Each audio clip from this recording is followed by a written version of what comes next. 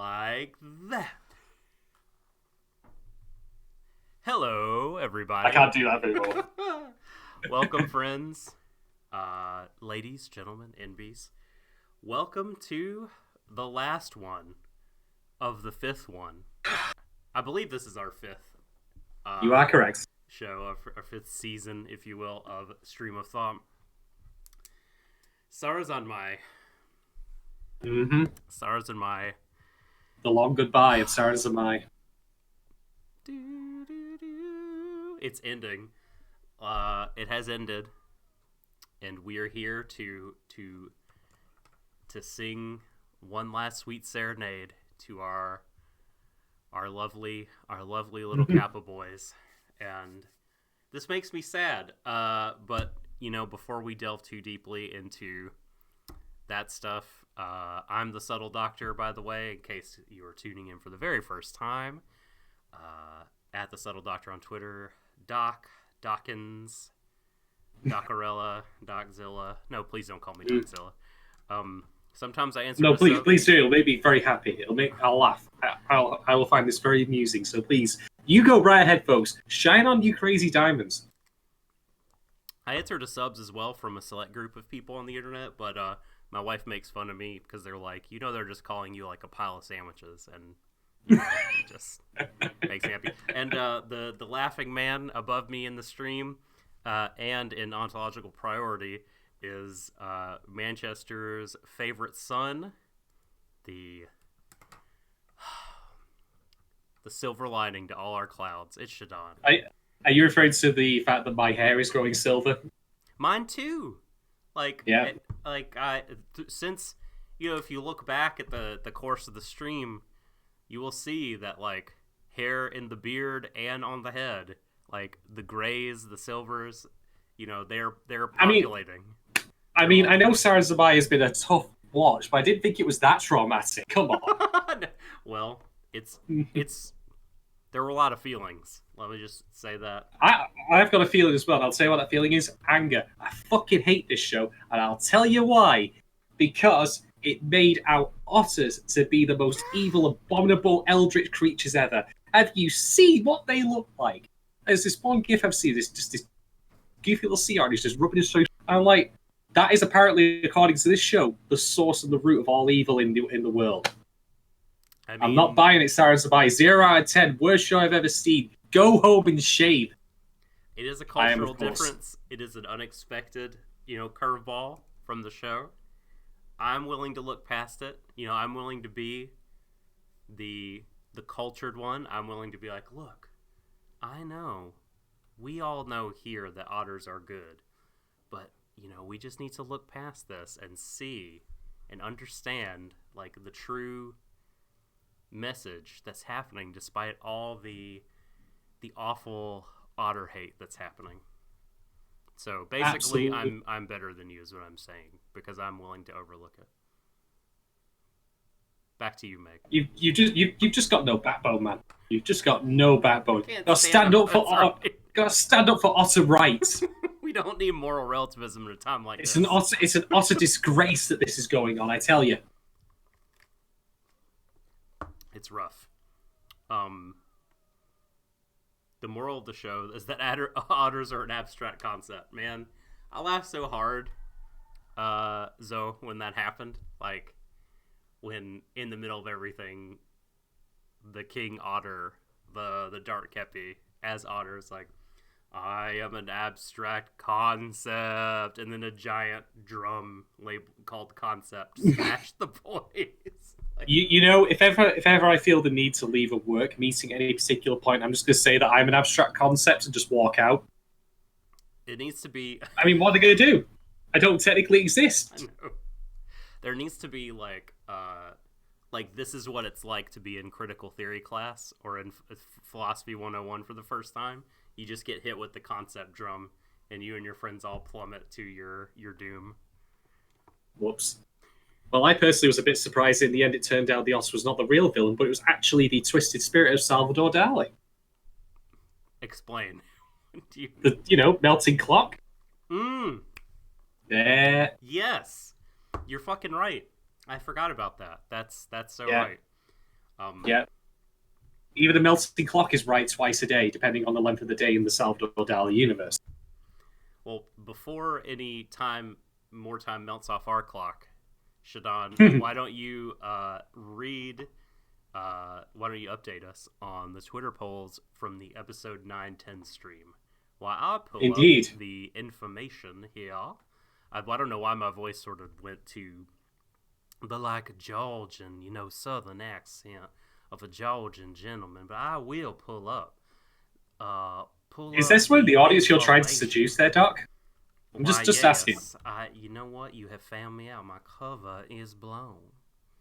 Either that or you're trying to be what was his name? Calvin Candy from Django Unchained. Leonardo DiCaprio's face. Django. Good film. All right, anyway, so onto the polls. So, first one, from way back when on June the 17th. Is dot hack sign sort of... Oh, God.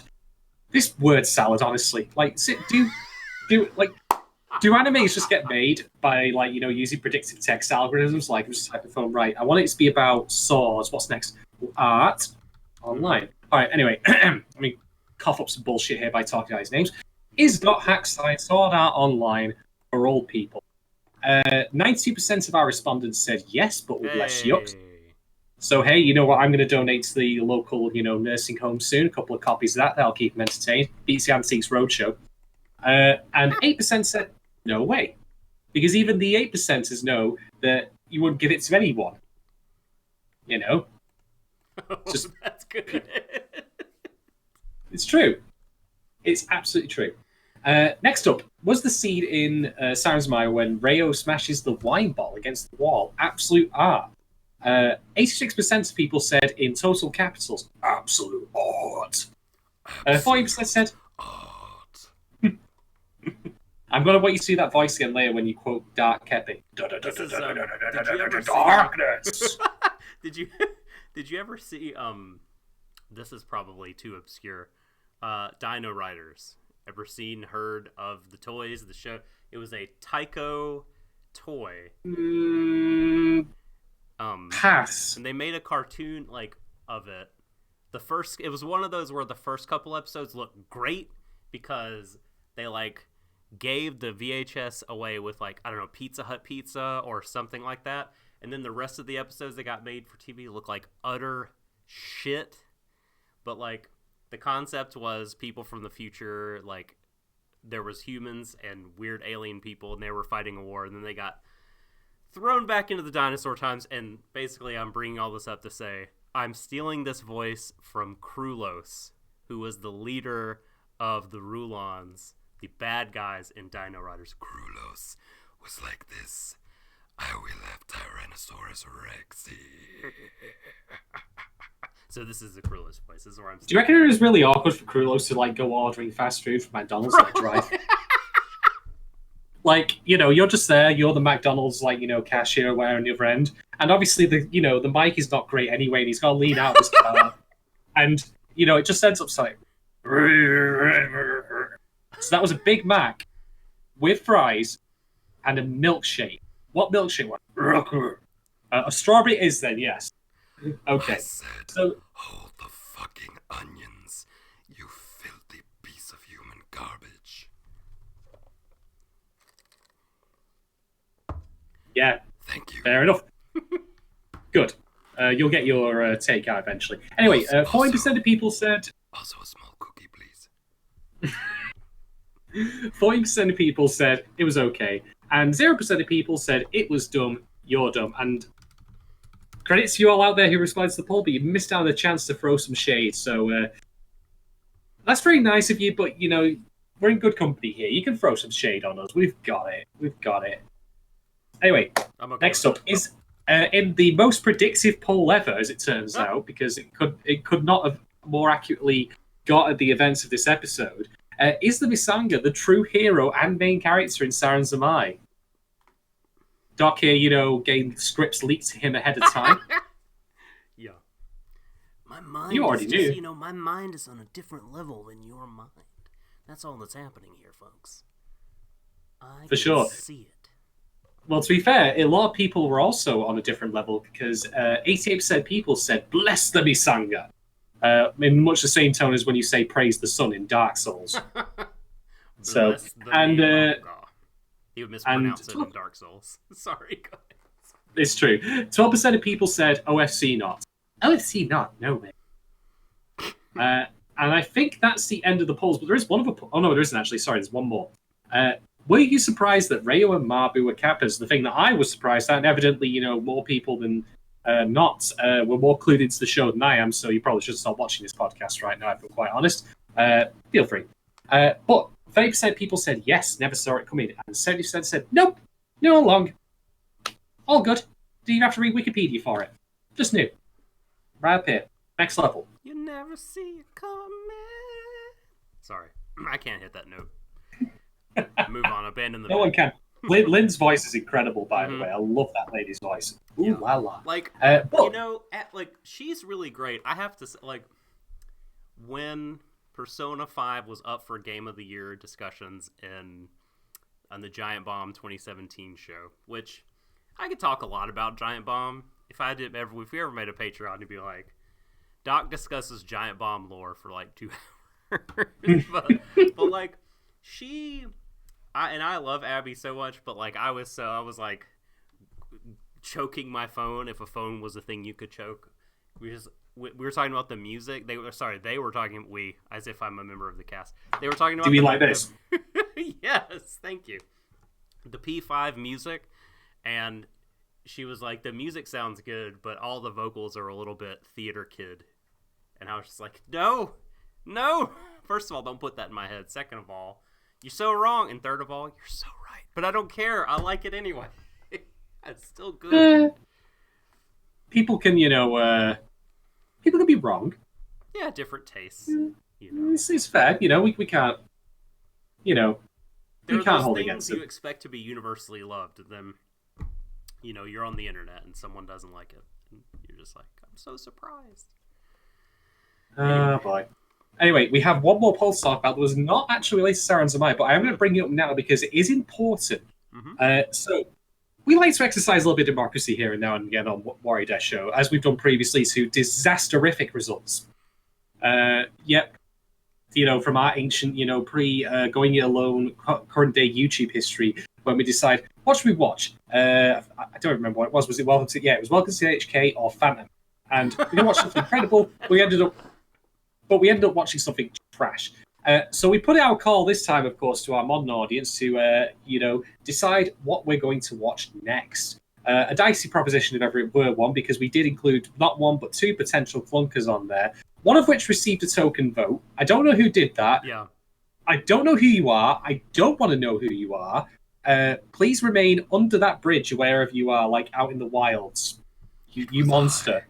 It was I will sabotage your podcast. Just you. I thought that was Vorgelia with the poll light, and the scripting. Anyway, so we put 6 anime ups for people to vote on for us to watch next for season 6, which will be happening in a couple of weeks' time once the next core starts. So at the bottom of the pile, where it belongs, is Arifureta Shogyo Desekai Sekai, whatever it is, with 1 vote. The one that's basically just reads like the most generic isekai ever. Like, it was written with wallpaper paste. But it tastes the same. The 4th, and same nutritional content. I think either light novel or manga adaptation of it, whatever. They're putting it out. It's out this week. So it's a thing. Yep, and it's a thing that we're going to miss, thank God for that. It's looking like it won't catch up, like barring a miracle. Unless something disastrous happens, and please, no one get any hints about that. What did Dr. Manhattan call it? A thermodynamic miracle has to occur. Oh, good God. Anyway, speaking of doctors, second to last place, Dr. Stone. That one, seemed like, I put that out there as like, a solid recommendation, but a lot of people who voted on this seem to have gone elsewhere for their choices. And hey, fair play. Next up, we have Enen no Shubutai. If I'm sure mispronouncing that, but I apologize. Also known as Fire Force, which sounds like the most amazingly cheesy rock band ever. Yeah. We are Fire Force! And this is going to be 30 minutes of our guitarist just going nuts, and our lyrics are just really generic. Just improv solos. They are currently at 6 votes. Dr. Sion, by the way, is at 5. I forgot to... and then we have the Dark Horse taking up 3rd place, the one that I have not watched the OP of yet, or the trailer of yet, but Doc has described it as having the 1,000-yard upward stare on a girl, so just, fantastic. Just panning up and down a lady astronaut's body for a minute and a half. Great. Mm-hmm. Marvelous. So that's Kanasa no Astra. 10 votes for that one. And then next up, we have in 2nd place, not This Is Spinal Tap, Given. Right. 21 votes there, close, quite close. But taking out in the lead, Vinland Saga with 25. So I just want to say, by the way, to everyone who has taken the time to vote on this poll thus far, thank you so much for doing so. We really definitely we love having your we love having your participation in the podcast. It's only a way like this, helping us decide what we're going to do next. And I'm actually quite stunned at the breadth, we've got on the top plot. We got people who want to do the fantasy, we got people who want to do, the shoujo stuff, we got people who want to do Kanasa Astra because these people are degenerates and awful. I'm kidding.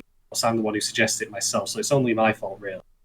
So thank you, everyone who's voted. But that being said, the poll is still open. If you have not voted yet and you wish to do so, link will be on our Twitter. It's currently pinned up there, at Warui Deshou.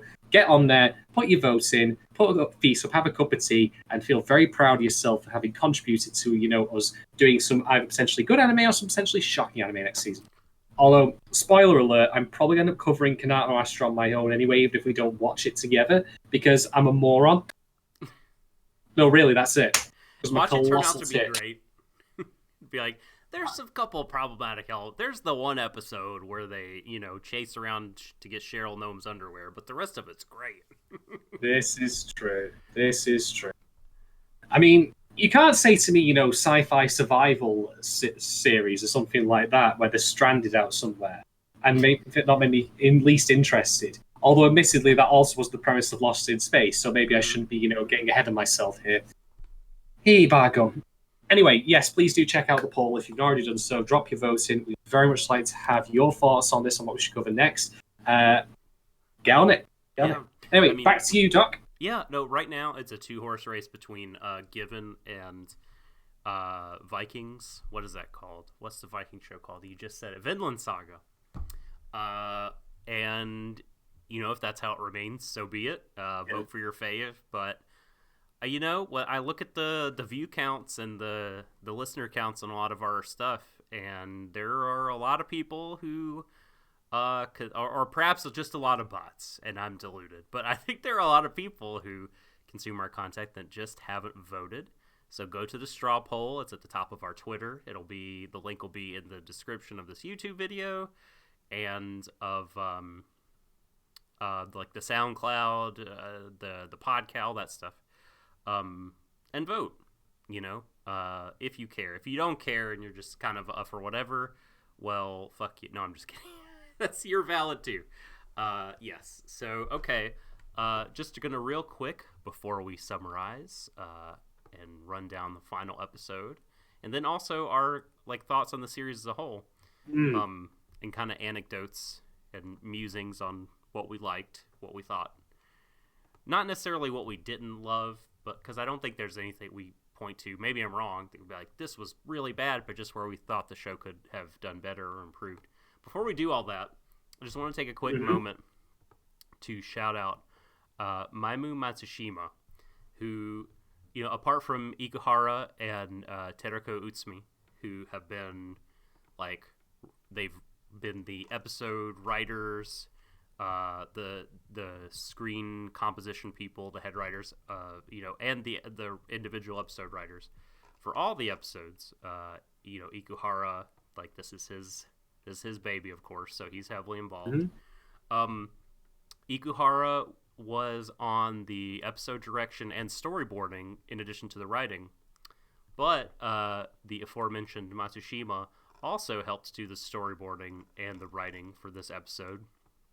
And you may remember Matsushima-san from being a storyboarder for episode 1 of Sarazanmai, But bookending. Very good. Yeah, which is always a nice thing. But they're back to help storyboard and direct. I Want to Connect. So Sarazanmai. They have a tiny CV, according to Anime News Network, and it's a little spotty. You know, it's up and down. On the plus side, you know, they've got the Sarazanmai work. They've got some key animation. It looks like all their other credits are in the animation, and I see a background art too, but mostly animation. So it was good, I think, to see Matsushima branching out to do episode direction and storyboarding. But we got key animation for Yorikuma Arashi, the previous Ikuhara joint. We've got some Food Wars, the second plate, which is a fantastic name for a second season. So one dish anime, another dish anime. There's some relationship, yes. Yeah. Spinning many plates, this dude. Or this girl, even not. Never one too many cooks in the kitchen when Matsushima is involved. But then, of course, you know. Oh dear. I don't know. Every time you get to this point where you start listing off the bad ones, I just really feel you're going to name drop something I've seen, which is just wretched, and I'm just going to cringe. So just get it over with. This is going to be like getting a tetanus shot. Nothing you've seen except for Sword Art Online. I'll be fair to that. The show looks decent. That's the thing. I can't. That's the thing, is Matsushima was doing key animation for like 3 episodes. So it's not like they were like, yes, this is my brainchild. You know what I mean? So this is very much like, here's someone making the show look good, paying the bills. Same for Fractale, a show that I like despise with all my being. Wow. Partly for how shit it was, and partly for Yamakan's involvement with it and proclamations that like he was gonna fucking save anime. Oh, great! You know, the otaku are killing it, and here am I, Yamakan, to fucking save the industry with this mediocre bullshit, Fractale. I hope you make it sound like he's just someone who's constantly standing outside, let's say, I don't know, Studio Ghibli's offices with a placard like this, like, I will save anime from the bad people's... If you Google Yamakan, you'll just see what a scumbag he is. Like, every fucking year, he, like, says or does something deplorable or annoying or both. And then this person had the misfortune to do a little bit of key animation on, I can't remember, is it Kenji Nakamura? I think it's Kenji Nakamura who did Irabu, Trapeze, and Suritama. But also, they worked on not those shows, not the really good, because all of Nakamura's stuff is usually great, but like he also directed C Control Money of Soul Impossibility. And like I just hate that show. It's so bad. It's so bad. But there was only animation, so you know, again, they have to put food on their table. Anyway, yeah, those are Matsushima's credits. So there you have it. Their reputation will be nothing but bolstered and enhanced from their work with the other masterful creatives on episodes 1 and 11 here. While Shadon ejects from the cockpit, I'm going to start. I'm already back. I'm already back in it. Yep, I hang it. That was fast. You put just getting the shine on my head. You put another quarter in, and immediately it's roll on. So okay, I'm gonna briefly hit the high points here of episode 11. I Want to Connect. So Sarazanmai. Can I just say, yes. When you say I Want to Connect, so Sarazanmai, we've obviously had all the titles up to this point, which have been like I want to betray, but I can't, all that sort of thing. I think in this context, you can just read that as I want to connect, so fuck it. Like I'm gonna do it. There's no buts. And joke as I might, that actually is arguably the point of the series, as it turns out. But we'll get to that later. Yes. 100%. Okay, so Chikai asks Toy to... Oh, good start. Yeah. We have Chikai, we have Toy. The good start because I didn't mispronounce his name. He asks his little brother to shoot his past self to sever the connections he's made. And can I just say, the gun he hands his little brother is like a new 3DS Galaxy Edition, like that same skin. I don't know if you've ever seen this 3DS, but it's a very popular model in America, and it looks exactly like that. The color scheme, you lick it, it tastes of grapefruit. Not the shape. It would be funny if it would be tragic and also tragically comedic if the 3DS form factor was in fact a Glock. But hello, Cloud T. I've not seen you come around, so welcome to the chat. Welcome to the insanity. Yes. we're like the Hotel California. You can check out time you want, but you can never leave. Never. Once you're in, you're in. So get out while you can. Speaking of checking out, let's talk more about Toy and him checking out, so to speak. Right. Well, Enta and Kazu and Kepi, they go after him into the dark world. They swim in the dark water to... Did you ever see Dark Water? Was that a Jennifer Connelly movie? I feel like it was. Pass. I think it was not good. Anyway, so Toy Toy begins to like shoot himself, his past self, in different memories.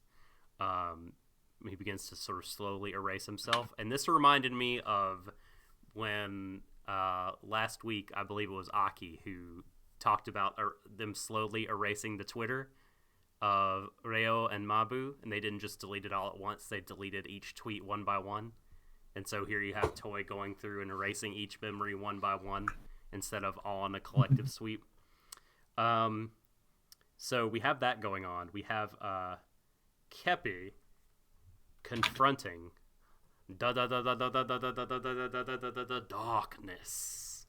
The otter, Dark Kepi, Kuro Kepi.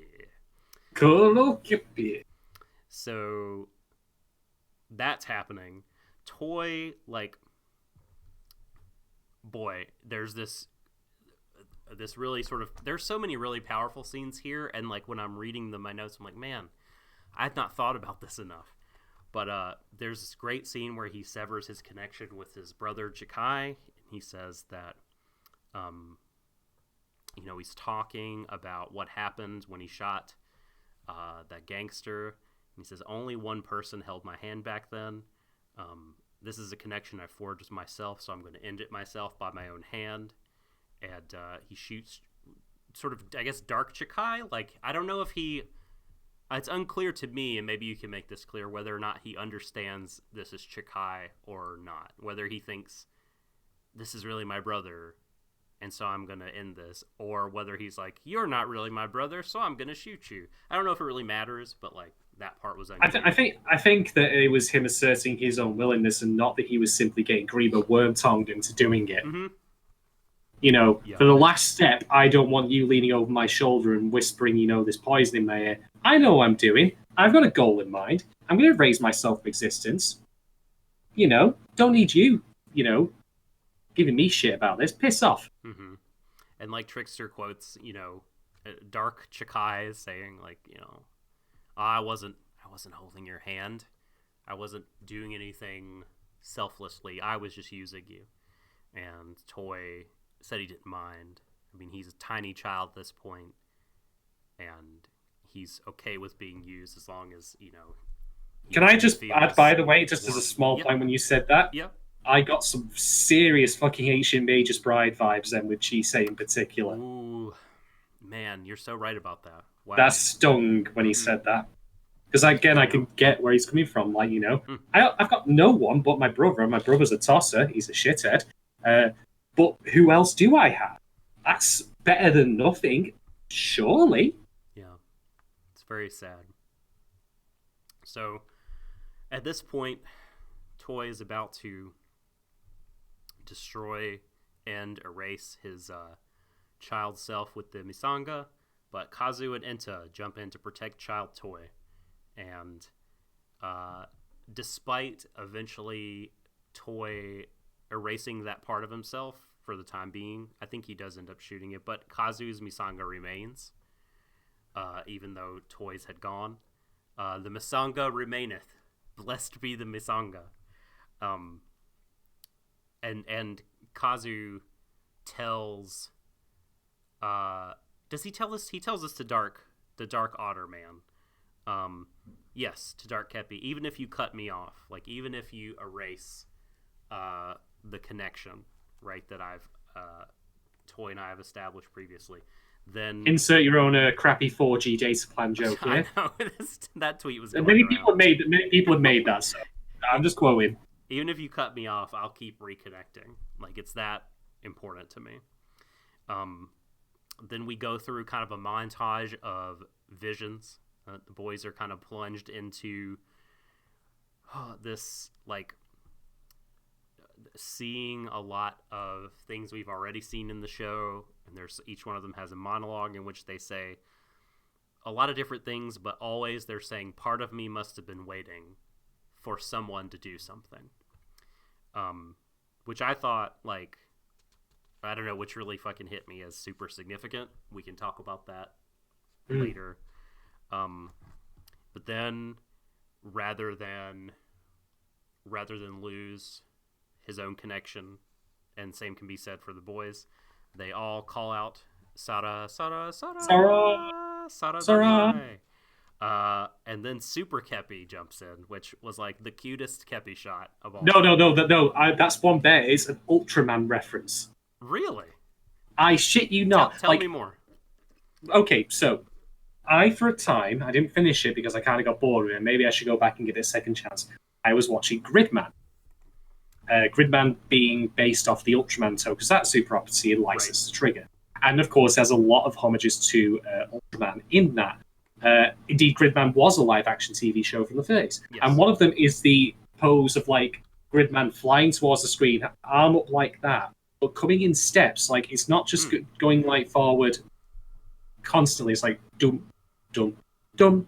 That is literally the Ultraman summoning sequence. Wow. Kepi did a fucking Ultraman.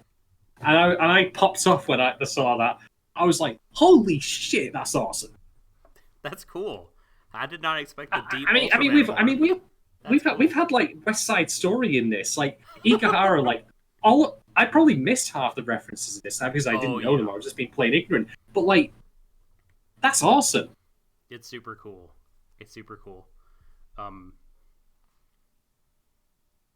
Sorry, I'd lost my place amidst the deep Ultraman lore, which I'm very impressed by. Kappa. Wait a minute. What does that say? Yes, I can't read my own writing once again. This is a bingo now for you guys. The Kappa boys and Kepi parachute in to deliver the Misanga to Toy, to young Toy. And then, of course, we have our musical number happen, which I've missed deeply. Like all three of them singing simultaneously this time, just to note. So good. And, of course, the musical number is an absolute delight. It ends with the otter claiming he's an abstract concept, which we've already talked about being amazing. And we get Kepi attaining the object of his desire, which is to reunite with sort of Dark Kepi. Right, sort of reconnect with his despair. We have Kepi fusion, as it says on screen, which made me happy. And it made me even happier still when we get to see Reo and Mabu return. Yes! The little buttons, the jewelries or whatever, kind of come off of Kepi's back. And become our favorite law enforcement agents. Telling them, but they're back to their natural place now. They're Kepi's attendants again in full uniform and regalia. Yes. And like they're back where they belong. And they both seem like themselves so deeply and like really switched on and engaged and invested and they also help the boyos deliver the Misanga to young Kazuki. And then we get the OG Kepi, Prince Kepi. We see him in all his pomp. Straight from his previous work in Undertale, I believe. I'm not kidding. That was the first thing that popped in when I saw his actual design. He looks like an Undertale character. Holy shit. Am I wrong? He really, really, really, really does. Really does.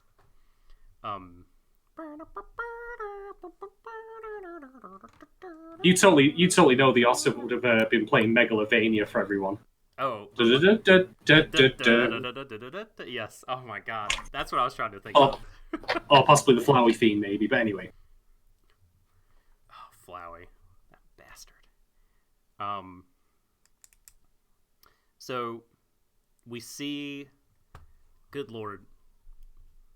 I have the word soccer leak on my page. We got some hot deets about the new transfers, folks. We're shifting over this podcast from anime to actual football. We're going to tell you who's going to Man United and Manchester City. We'll go now live to Old Trafford, where there's a helicopter landing in midfield. The newest record signing, Shadon climbing out of the helicopter, going to get his medical. Let's see if we can get a quickie with him, an interview. Excuse me? Yes, that's right. You heard what I said, a quickie. This made a left turn that I did not anticipate. So now that you're the wealthiest man in the world, will you consent to be my lover? Only for a night. Anyway, so I'm going to hijack this discussion now and just get back on track and try and, I mean, this is not bleach, but this will be filled with bleach later. It'll be the pine-scented variety, so at least tastes nice as I try and drink away the memories of what just happened. Yes. Anyway, sorry, carry on, Doc. Let's continue this. Please go back and to the photos of what just happened and shoot me. And erase me from it. Erase me from those. God. So... never get your Shuriko Dama extracted, because that's the first thing that's going to appear, you saying that line. Yep. So, that scene is, like... really incredible, and but we can't talk a lot about it in the summary, just because we got to save for the talking points, because there's so much to unpack from that. There's so much. We see Sarah and Kepi crowned together. We see Sarah's true form, which is lovely, and it really did feel like an Undertale shot there. You're very correct, now that I think about this. And then we get Sarah saying what I think maybe, like, the most significant line in the show to me, personally, just because it made me think of that ANN interest piece where they cited the brief interview with Ikuhara, where he talked about making the show particularly, like, thinking about the tsunami and the earthquake of early this decade.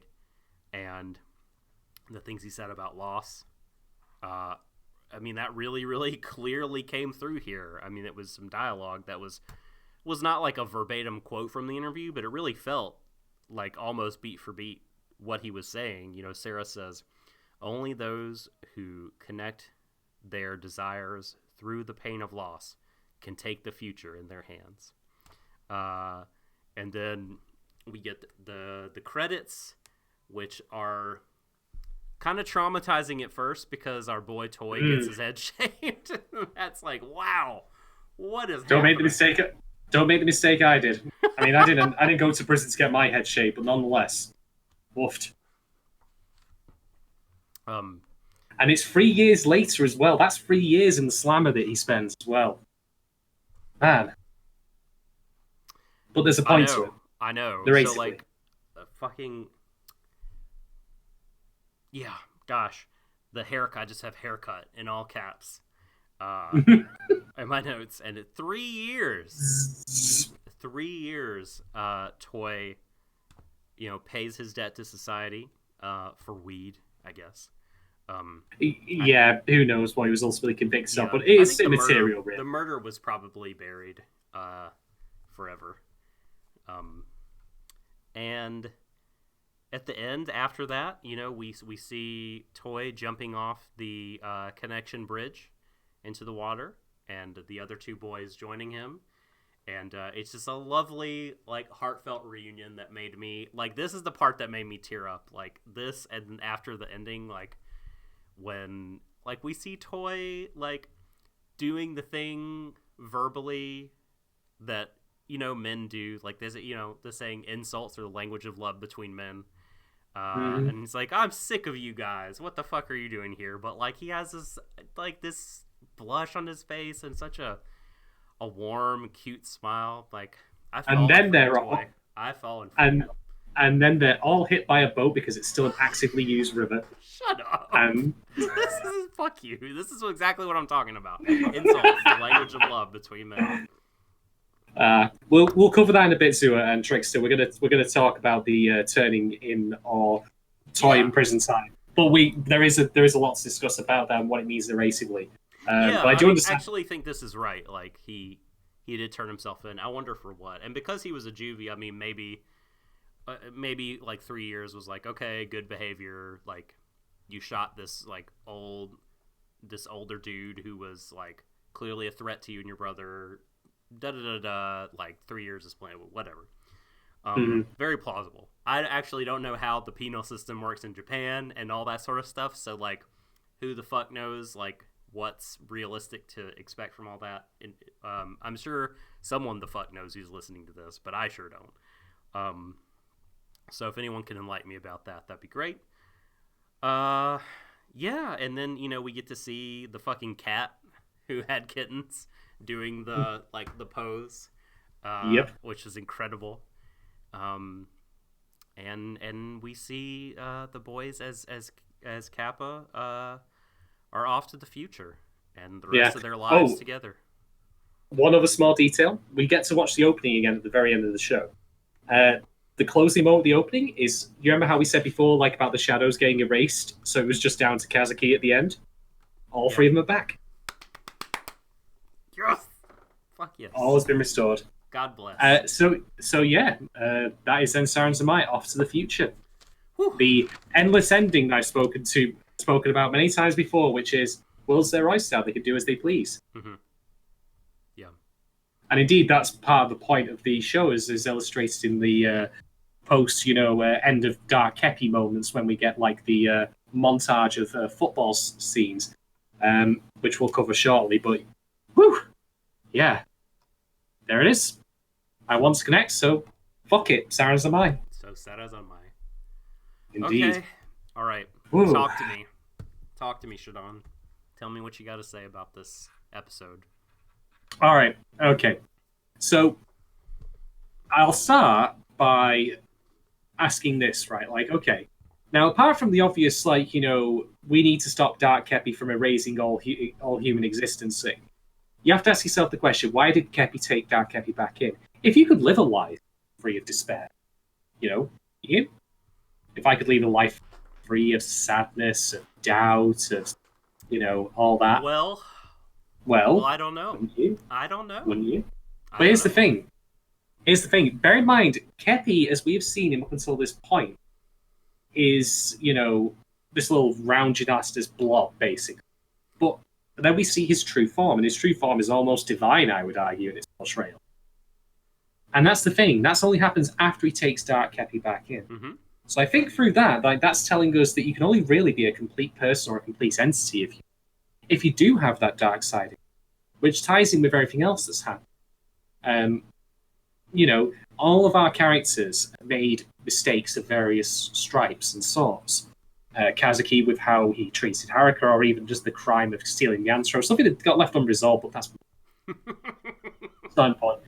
I will actually have to just tie it off to a slight juncture and say, if I had one criticism of the show overall, I think the overarching plot was a bit thin. Now, before anyone says, well, what the fuck did you expect? Oh, that's the point. You're right. It's only really more of a thing to drape the characters on, and they're the things that we come here for. I'm of the opinion, generally speaking, that when it comes to shows, you can either have a show that has, or even you can have three things. Basically, have a show with a great plot and weak characters, or you can have weak plot, strong characters, or the golden, duo of that, is both. And Sarazanmai, to me, I feel, his plot isn't necessarily weak, I would argue. But I think the overarching stuff with the Otter Empire and the Kappas and what's happened between them and the mythology of it took a back seat and didn't really get as fleshed out. I mean, as much as Azusa Sarah had that closing line that you mentioned there, she didn't really do much in the second half of the show. Her presence was a bit peripheral. Yeah. Now, I'm just pointing that out now because I want to be back onto the good stuff. So with character stuff, though, all the characters made mistakes. We've got Kazuki doing the stuff with Haruka. We've got Enter and his, possessiveness, his, dickheaded behavior, out of his, jealousy and selfishness. And we've got Toy's legitimately, actual acts of criminal violence, murder and all that, and the way he treats other people, the way he's standoffish towards, Kazuki and Enter in the early part of the show. If anything, he's probably the most, normal and relatable, even though he actually is the one who's committed the worst crime. Right. If you want to go by legally legal speaking. Yeah. Kepi himself let his despair go rather than holding on to it. It caused great suffering to us. That's basically on him, Reo and Mabu doing their things. But all of our characters have made mistakes, but they've kept them. They haven't raised them. They haven't undone them, even though there has been an actual in-universe way of doing that through the dishes. At the end of the show, Can I just say also, I think this really ties in quite well with, especially Kepi's bit, with,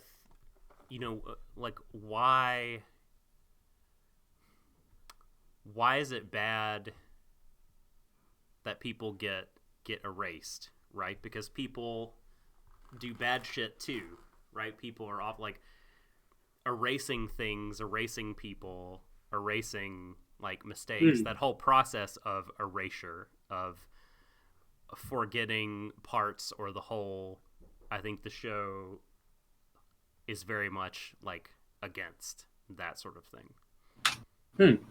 I agree. So, they've all made mistakes, and they've all had opportunities to undo them, and indeed they continue to make as the show goes along. It's not just about the ones they start with, like what happened in the past, but as we go along, Toy's brother dies, for Christ's sake. Kazuki nearly gets Haruka fucking killed. I could go on. Boy. But They continue to make them, and they have, these opportunities to undo them, to completely erase them and redo them. And there's only one time that happens, which is to bring Enter back from the dead, which is fine. I would argue that's acceptable. But they haven't materially otherwise changed their lives in any significant way going forward. Haruka is still wheelchair bound, for example. Toy's brother, dead. He ain't coming back. And as for Enter, the odds of him ever hooking up with Kazuki, in my opinion, are slim to none. Poor fella. and yet they all keep their mistakes at heart and learn from them, move from them. Reo and Mabu. Reo, they collectively realized that Mabu's continued existence was, as I said previously, past the point at which, it was a good thing. It was over. He had died, and keeping him around as a shell or a ghost or a doll of yours was a bad thing. So all those elements of despair and suffering, indeed, that's what prompts Toy to do what he does in this episode, to take the actions he does and try and erase himself from history. It's still arguing you keep those close to you and they drive you onwards and drive you forward. You shouldn't be afraid of, what the future might bring. Because as far as Toy's concerned, with his brother gone, that's it. He's got no one. Oh, well, he obviously has Kazuki and Enter, but from his perspective, that's it. He made his choice, and his choice caused him nothing but pain and suffering. And he turns around that. And I think there's a lot of truth to that, as much as it's easy to say, I could do two things different. So I really appreciate the show taking this final big keynote, or its key theme here, which is that, we can and we will fuck up horribly. I mean, back when I was younger, and I'm not talking childhood, I'm talking when I was 90s. I always thought to myself, what the fuck? What the fuck is up with kids? Doing stupid shit, getting into fights, going drinking, all the sorts of sedentary shit. When it can cause serious thing. And while I'm not advocating they do that as a way of learning through mistakes, I'm just saying that organically as we grow up, it is, not necessarily a bad thing that we fuck up occasionally, just so we can get back up from it and grow and mature from it. Yeah. I mean, this is why I think, to me, boy, the statement at the end by Sarah, really did tie things together incredibly well and made it really, really clear what was significant and good, a lot of what was significant and good thematically for me in the show. Because, it's like she says, and Ikuhara said in the interview, that, just forgetting and attempting to erase the past, it hobbles your future. You know what I mean? Like, the good and the bad of your past, like you talked about, the fuck-ups, the mistakes, and not even the mistakes you make, but like the horrible shit that happens to you, the tragedies, like earthquakes, tsunamis, like losing people. Like,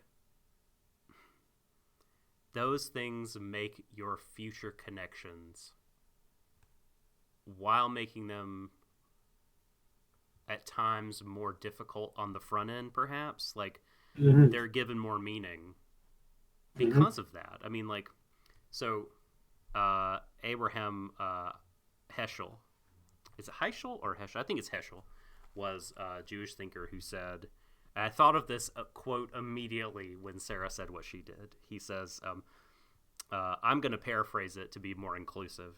He has a gendered quote because he's, from the days when we used things like mankind to talk about all people. But he says, the person who has not suffered, what could they possibly know anyway?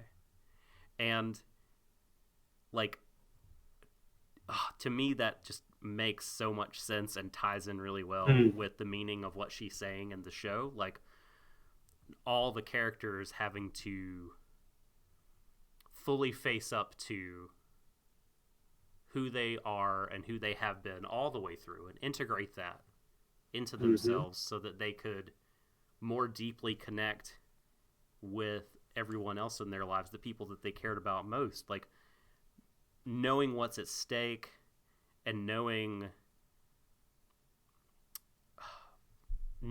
like what you really can and can't live without, right? Like, knowing what loss is, like, I think helps us to have empathy for each other, and again helps our connections in that way, and gives us a clearer head when forging on with those we care about into the rest of our lives. Indeed. Well, the sum of our experiences, after all. I mean, a lot of the things I know now and the ways that I act, like, I didn't do that shit when I was younger. You can't get to be a better person without learning and growing, without accepting that you're in a place where you could improve from, to be simple as.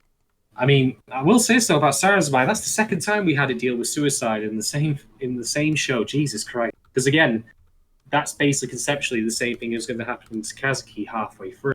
And again, I will credit it with this. Like, while obviously I very strongly disagree with what Toy's doing, because he has plenty to live. The show is clear on why he wants to do it and how he came to that. We can understand that. And again, it has that same line of thinking that I praised in episode 6 for, which is, if I never existed, and when I praise it, by the way, I'm saying the race there, I'm not saying that I agree with it, just to clarify. Which is, if I never existed, the world will be better for it. Great. If I literally have the means to do that, to just take myself out of the timeline, get out of the pool, just see myself out, everyone will be happier for it. Yeah. My brother will be happier for it, as in, Sai's case. Haruka will be happier, he won't be paralyzed. That kind of thing. Yeah. And, I again think the show should be really praised for that, just because it treats, like, even though it never explicitly brings it up as suicide, the fact that it actually, addresses it in a realistic way in terms of, like, how we come to think of it and how it's been framed to the characters, to Toy and to Kazuki, and how they pass it and how they pass why they're doing it. I mean, just to put it a different way, like, if you go back to episode 6, had Kazuki erased himself from history, though, he would have never been interacted with Haruka, and Haruka's life would have been lesser for it, even though he'd have had the ability to walk again. I mean, everyone on the show would have been lesser. Oh, yeah. Degree, Yeah, exactly. But in Haruka's case, he would have, he'd have lost that. Yep. It's not a zero, it's not, an easy win and all or nothing thing here. You gain something, you lose something. And so it really strongly asserts that, there are mistakes that have been made by his character, serious, catastrophic ones. But that doesn't mean you gain something by undoing them. It's a trade. It's a trade. So not just for you, but for everyone else. Sorry, I don't mean. Sorry, carry on. I'm done. Okay, my fault. So Zhou Feng in chat brings up an interesting line of thinking. They say that the otters represent the replacement of a real thing with the abstract concept / dream of a thing. So like an ideal rather than something grounded in concrete experience or the real world. So deceiving yourself with, e.g., the idea of the perfect romance, the idea that Reo had of he and Mabu's life together. And with Toy, he avoids the real punishment for his crimes with his internalized, imagined punishment, giving up football, giving up his friends, erasing himself. It's really interesting. Like if you, I know the way that I think about things in my head, this like maps really well onto the otters, what they end up seeming to mean by desire. Like the thing you desire, the object of your desire is this totally sort of self-invented ideal that is about you and fulfilling what you want, versus love, right? The antipode in the show of desire, like something that is not just about you, something that is a sort of, what's the word I'm looking for? Mutual? Yeah, there's a term of art and logic that describes a two-way relationship that I can't think of. But yes, something mutual. And something. Indeed, all the otters' hallucinations, like when they possess people, are all very singular. Like, here's what you want, and I'll give it to you. But it's a fiction. Exactly, and it's not messy. It's not it's not a fuck up. It's not gonna have bad moments. It's not gonna not cook for you. The otter cookies. It's not gonna mess this up. It's not gonna quit football. All that sort of thing. I think that's a really neat way to think about it. I'll have to think about that some more. Mm-hmm. Right. There are 2 polls in the chat, by the way, so do feel free to check them out. One's funny, and I hope that people answering the right way, believe it or not. And the other one's a bit more serious. But next talking point. This ties into what we were saying before about the idea, you have to experience loss to grow from it. And I'm talking specifically about Toy's incarceration. Now, we can quibble all we wish about the means or whys of how he got there. And to me, I'm not so worried about the specifics in this case, just that he's there. And we see him, have his head shaved, he loses individuality. But he then leaves and he has it back. And there's a line by the prison guard that I found really fascinating, or the warden, or whatever you are calling him, as he's leaving, say, "Your life begins today."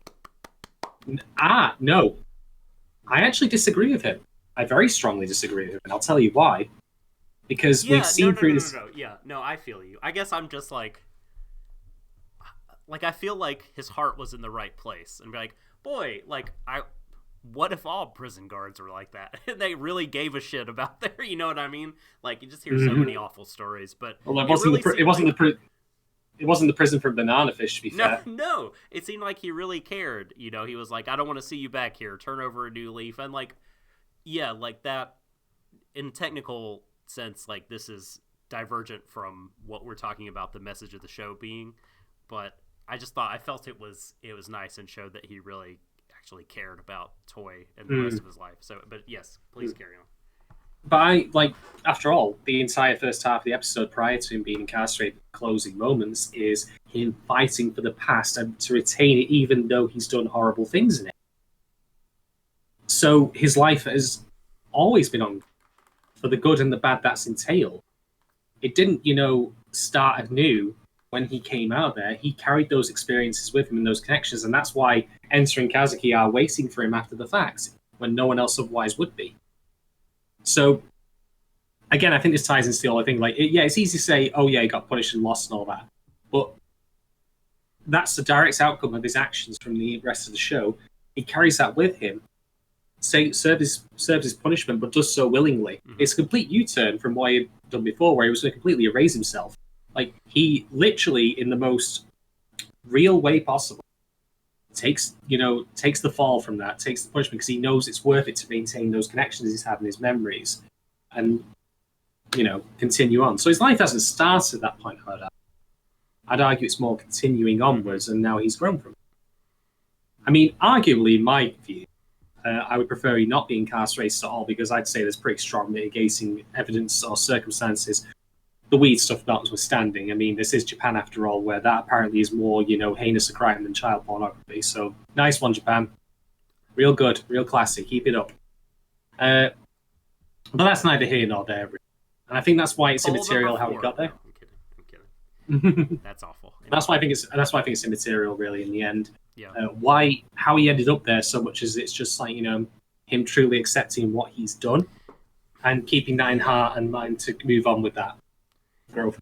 Yeah, I mean, exactly. Like, if he felt this was something he really needed to do to kind of get his head on straight and come to a more accepting place of like everything that he is and has been, then I'm fine with it. Because again, it was from what we're shown anyway, and kind of the attitude of the scene, it didn't look like it was a super sort of severe or intense confinement.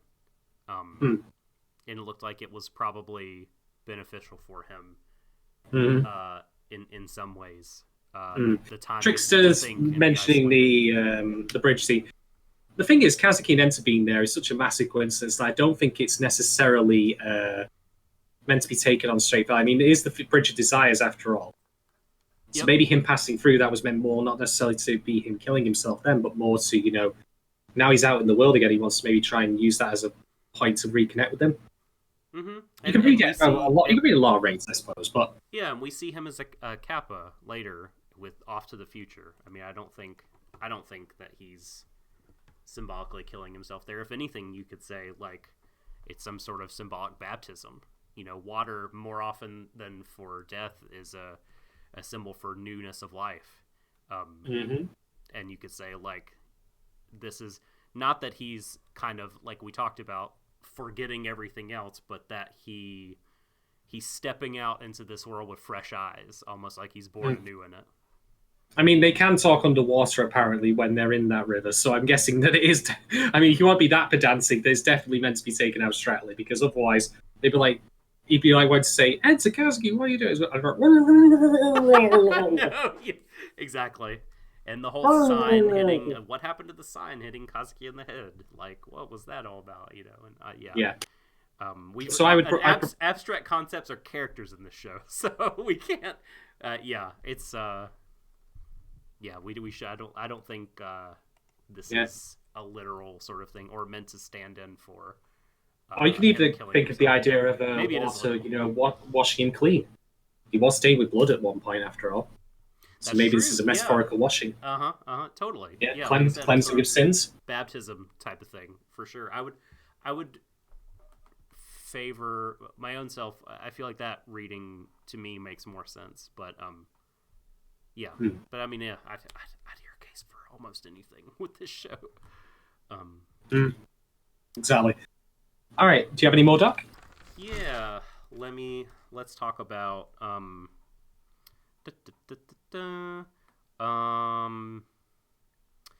but I thought I really liked the lines when the boys were having their visions, when they're all falling, before Toy had decided he wanted to really kind of save himself and save his connections.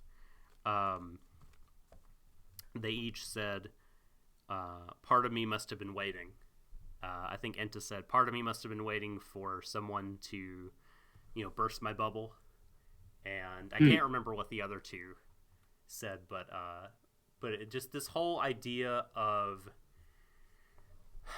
I don't know, something about the scene and that line really kind of, I don't know, made me think. I really connect with, jibe with the way that Ikuhara sort of thinks about human experience in a really broad kind of way, existentially. Not like our phenomenal experiences, but like just kind of existentially what's going on. Like, because you have these three boys who are lonely at different points, and when they really kind of get to the bottom of what they're thinking. They were like, yes, I was lonely and I was waiting for someone else. Like, I'm waiting for the other to reach out to start some kind of connection. And it just made me want to get up from my seat and go talk to other people. Because I'm like, this is what other people in the world are thinking. Because I feel like it just felt so fundamental to being an experience or a human. It felt so real. Like, yes, like this is what we're all waiting for. Like someone to reach out their hand to us, to talk to us, to have a connection, to have like this kind of these. I'm gonna make it sound more highfalutin than I probably mean here, but like a transcendent kind of moment, like just really recognizing each other as human beings, not objects, and making a connection and trying to get through. Like, well, that goes back to the boxes in the early part of the show. After all, yeah, the only box you ever see of a heart on it is an actual love heart for love is Haruka's. Mm-hmm. But that's the thing that is treasured above all else, as opposed to stuff that the otters keep stealing. The incredibly degenerate shit that everyone gets up to. The fetishes. Fucking bathwater, my god. That's like, will probably go down as like the weirdest one. Like getting off on making noodles from the used bathwater of someone. That's out there. Well, again, for the Under Night in Birth fans, you already know about the degeneracy in your community with the bathwater. I was actually talking to Vargelia about this when we were eating noodles, funnily enough, and I was like, she hadn't watched the episode, so I just said, you do realise there's an episode in which there's someone who drinks bathwater belonging to, or steals bathwater belonging to women. And obviously she said, it's the Yuzuru joke. Because it is. Ikuhara confirmed for Under Night in Birth player. Probably plays Wagner, guessing. Good job. Right, okay. Who did you say plays? Wagner. Who's Wagner? Wagner's a relatively recent character. She's a lady with twin, like, brill-shaped twin tails and a fire shield and dagger. Man, I don't know this. This is a game I actually play. Or at least I played an older version of it. And I thought I saw the it's a new one. There must be like more than one new character. I thought there was only like one or two new characters. You're probably thinking of Phonon. Yeah, that's exactly who I'm thinking of. Yeah. Yeah. Phonon's been around for a lot longer, but the others came out with the console. Okay. DLC. All right. $9.99 per character. No, I don't know how much it is. All right. So, another thing to talk about, probably the last point from me, at least for this particular episode, before we go into the wider topic. Let's talk about the scene where we get the Kepi countdown. That's the one for the English folks in the audience. And then, of course, we get the various scenes in grayscale with titles from the episodes, actually, like I Want to Portray, playing over. What are these scenes? These scenes are all centered around football in some form. The soccer league. The soccer league. The future, as it turns out, the Mirai. Right, the Mirai, yep. Yes. Now, I want to just quickly give a shout out to Ancient Onyx, who actually tweeted at me with something to talk about on this, asking what our thoughts were on this particular scene, if these futures were... Ancient Onyx.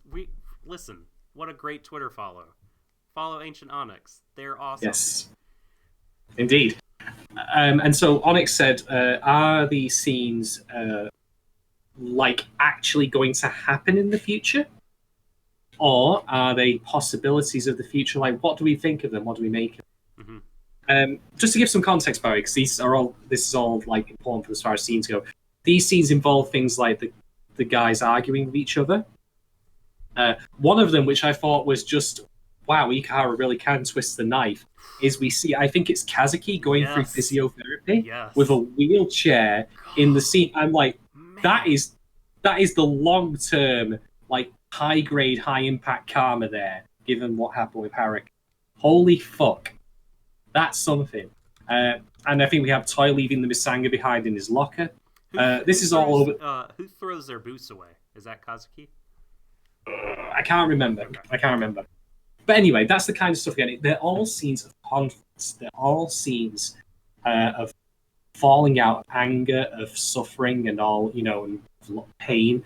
But it's also connected through a running through scene of the three boys working together to set Kazuki up to score a goal, which he does because that's the end of the flash forward at that point. We can take scene that. So although all those things are happening, we do have an overarching scene of teamwork and success. Mm-hmm. That's there. So to answer Onyx's thoughts on, I think the bigger question here is what are we to take away from this? Not just if we're to say simply that they are the future or not, or that these things are definitely the future or not. And I think it ties into the idea of what I said before about how we fucked up in the past.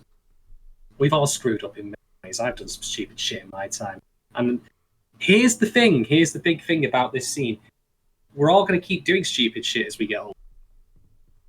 But in the end, the reason we have that connecting scene, like this spine almost running through all these scenes of them playing that shot, is that despite all the setbacks that they suffer, even if they're real or not, they keep going.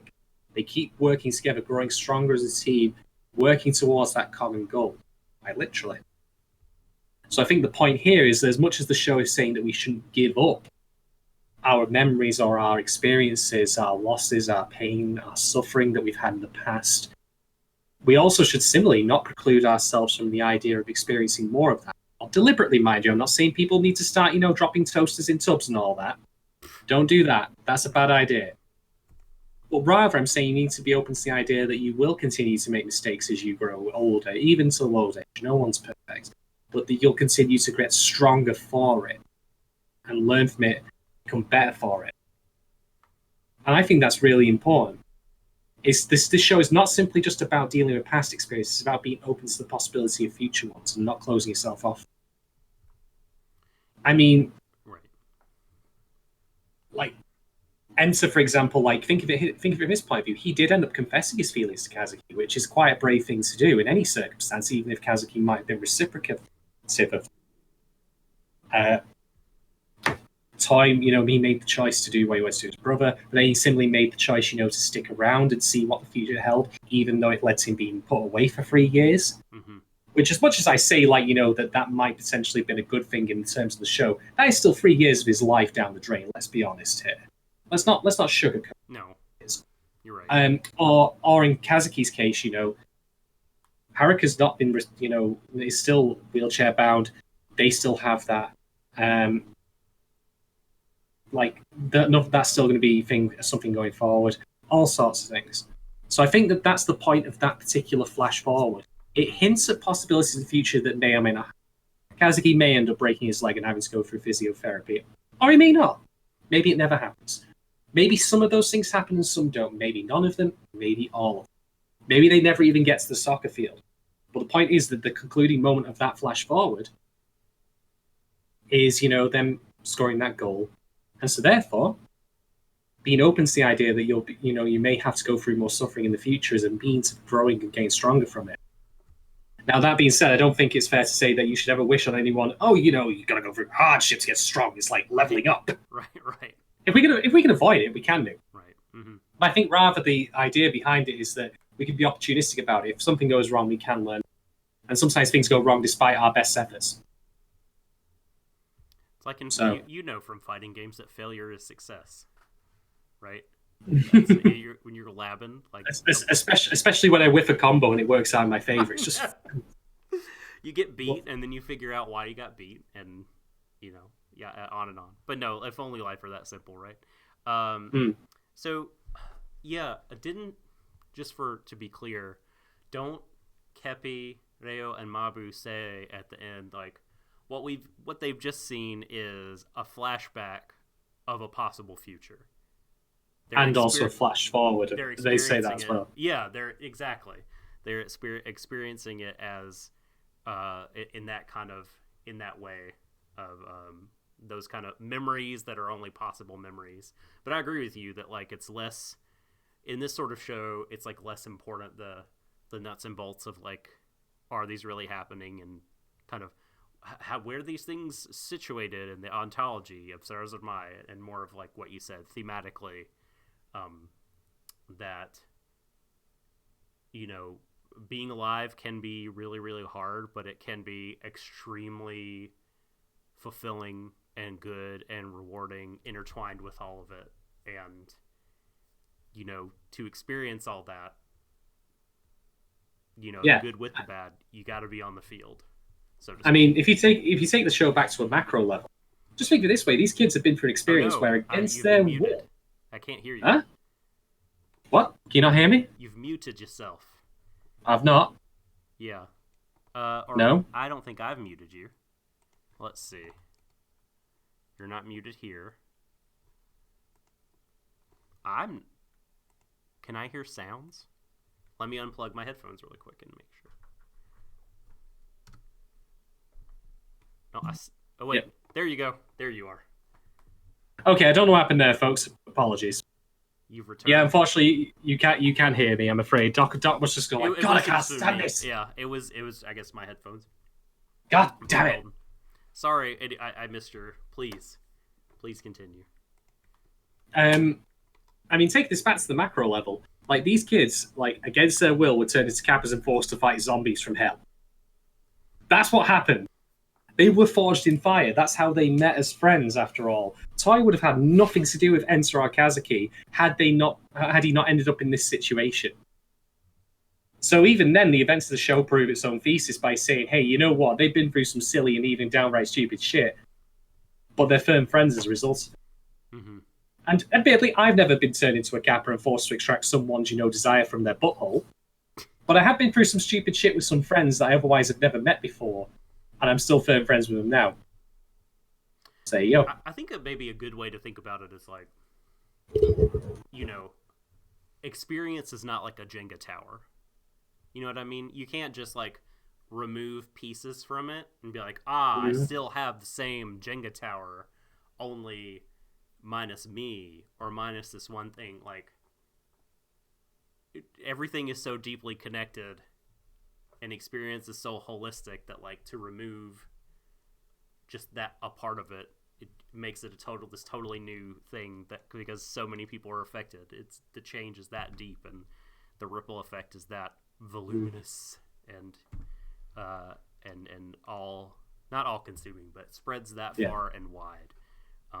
So Emily's sorry, go on. No, you go. Emily's, there's been some discussion in the chat here about, like, whether or not the story ends, and it's like I said at the beginning, this is one of those endless endings I talk about, which is that the story doesn't, have a conclusive, like, the characters stop here.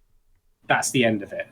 The characters go on in their lives. That's the closing moment of the episode with the Kappa, like, onto the future. That's the whole point of the flashback. Flash forward, sorry, I mean to say that I just discussed. And I'm all for these kind of endings. I mean, Kazuki's arc, I admit, did solve itself halfway through the show, so he did not get much more examination beyond that. Maybe that's a criticism that you could make of the show, that his arc should have persisted through the entire way rather than just ending halfway. Enter, and maybe he could have been more developed in terms of his own, issues, how his feelings are, like, that he maybe, through Kazuki realized this is my sexuality, but ultimately, I know I can't be with this guy, but I now know at least where I am and who I am and, who I'm into. And that, is a good thing. It gives me a foundation to build from. I don't know. I mean, I don't think it's not entirely unreasonable criticism of Sarazanmai as a whole to say that this show could, have probably done with more episodes. I mean, like I said, the actual overarching plot is very thin, particularly in the second half of the show. But the, like, mythological elements, such as the Otter Empire and such, are quite underdeveloped. Your mileage is going to vary on this one. But I think insofar as the character stuff goes, I think it's all been super strong. Okay, so do you want to address... So Trickster in chat thinks that a failing of this episode in particular was that there were no consequences. I assume so I ended up in prison. I assume he's talking about for the three main characters, but yeah, I mean, Enta died, which is pretty traumatic, and came back to life. Kazuki had one of his friends sent to prison, and one of his friends die, and I mean, he's already going through this thing with his biological family and figuring that out, and his brother. Oh, that's like, that's a thought. There's like, I mean, he's going through quite a bit. So I mean, I don't know. Yeah, I mean, I guess consequences for what? Because yeah, Toy turns himself in, and Enta, like, all throughout the show is learning that he's been an asshole and in some ways, and he ends up dying and reconnecting, and I think like is going to we can reasonably assume like he's going to figure out how to live. I think all of the characters, as Zoo has just said in the chat there, have, they've changed and confronted their key flaws. The issue is, and this, again, your Marjorie vary on this, is that they didn't all, conclude the same point in time of the show. Like, Kazuki's arc, done by episode 6. He's never really been challenged or felt like, low as a character or as a person since then. He's been fine. Enta's pretty much concluded. There's like one point where Enta, like, catches him still thinking in a very myopic way. Remember when he's like, it says like, I'll sacrifice myself or whatever, and Enta like smacks him, like, stop thinking that way. Which goes to what Emily, I think, in chat was talked about, the lifelong struggle of overcoming your flaws. I mean, he's overcome a hurdle, but like those things are still there. Anyway, but you're totally on board. Yes, I think you're totally right. After episode 6, nothing major. I will say this though, like, it just came up when you mentioned Kazuki. If I had another criticism to make about the show, for all the talk that the show had, or rather Kazuki had about not, feeling that his family was his biological family, that also was rather undercooked. Like, the principal element of his issue with that was with Haruka, and that stuff was great. But his parents were peripheral. Like, they were mom and dad. I don't remember their names. That's how much of an impact they had on me as characters. And I think, again, like, it's fair to say that maybe this is just a function of the show being compact, because it is only 11 episodes. There's a lot to pack in, and they could have, as Trickster has said, gone on to 2 cores and then probably expanded this out a lot more. But I will say this again, like I've said before, if my complaints fall into, basic to one or two things, either A, what we got was crap, or B, what we got was great, just wasn't enough of it. The latter of the two I will take any day of the week over the former. And Sarazanmai, when I feel it, even if I don't feel it all the time, I'm definitely of the latter opinion, which is what we got was great. There just could have been more of it. And I'm not talking about in the allotted time we got, but more that there could have been more episodes to flesh things out and give us more resolution on certain plot points, like, Kazuki's parents, such and such, the whole background of the war between the Otters and Kappas, so on and so forth. Sure. I think to some degree that stuff doesn't matter, right? It was kind of like, window dressing is too strong of a term, but it was like, a lot of it was like world building to give the place these characters inhabited like real life and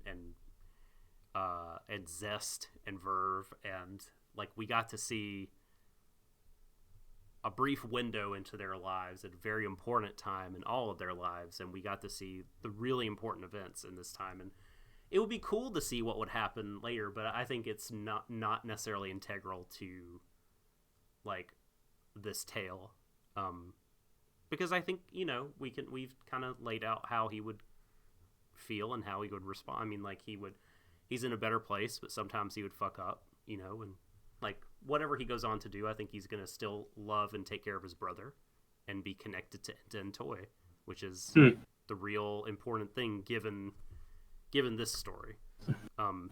You know what? I just have to say something I didn't comment on in the last episode. Why the fuck is Haruka out of nowhere hanging with Sarah? Who took him there? Why is she there? It's just so random. But it didn't really matter, to be honest. But I mean, I found that bizarre. Like, that we cut in talking about the Little Prince. I know. Shouts to the Little Prince again. Another recurring thing that I really need to fucking read, because obviously it's clearly a go-to text for referencing in a lot of Japanese fiction. So that's going to be on my to-do list. Shouts Emily Ram, by the way, who has read it and is probably the person you should be asking about it and its relevance in this show. I think she's blogged it at least. Yeah. It wouldn't shock me if she was like, did a blog that was like, The Little Prince and the Sarazanmai ending, how this is crucial, or whatever. Yeah, So. Exactly. All right, but I've said everything I pretty much want to say about the episode, and as individual talking points, the series as a whole at this point. We're, for my part, well, off to the future, I guess. But I still have closing thoughts on the overall show. Should we move into those now? Let me see if there was anything else I wanted to. Yeah. Can we take the briefest of breaks before we get into our big overarching stuff? Hit it. Cue the music.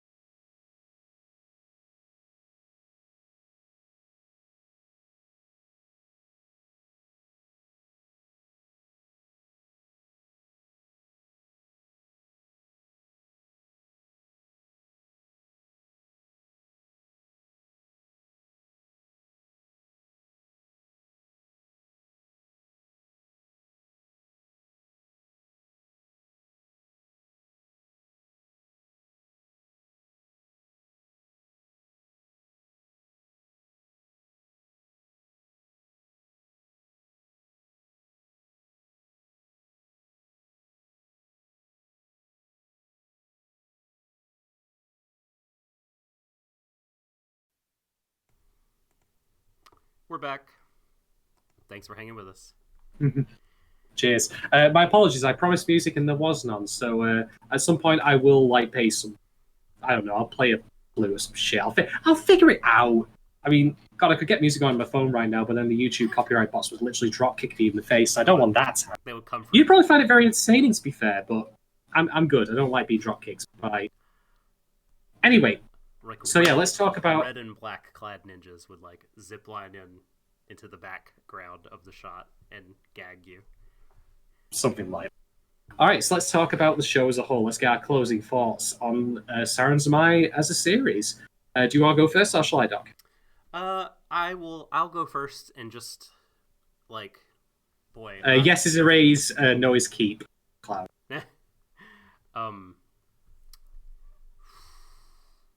So I guess I'm gonna talk about the not gushy stuff in the beginning, and save all that for next time, for later.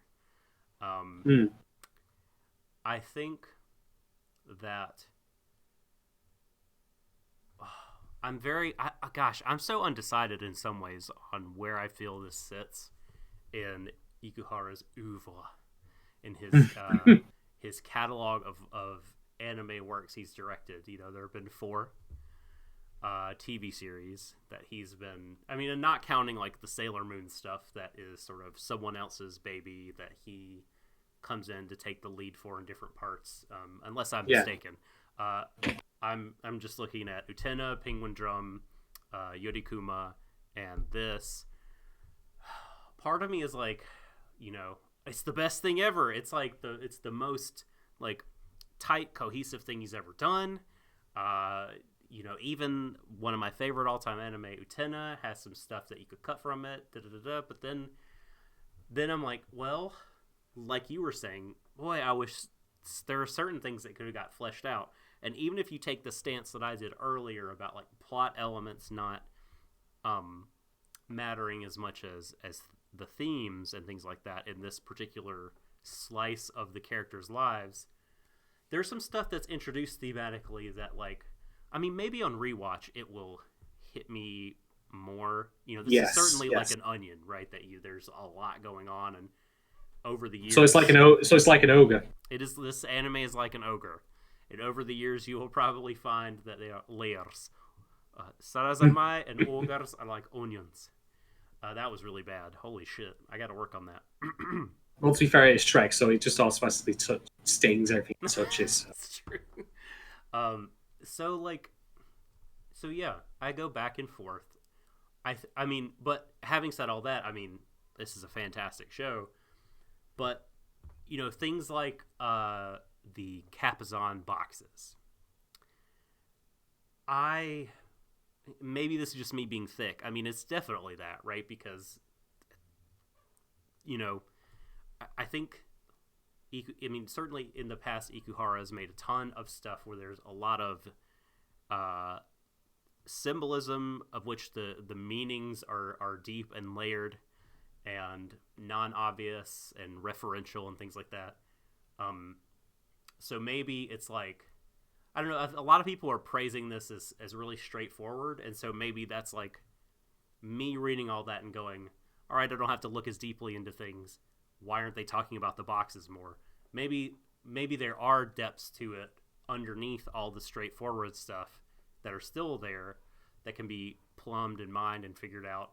Because I think a show like this, I mean, I certainly don't claim to like really have wrapped my arms around it fully in one watch. Not me for that matter, not even close. I don't think that that's feasible to do.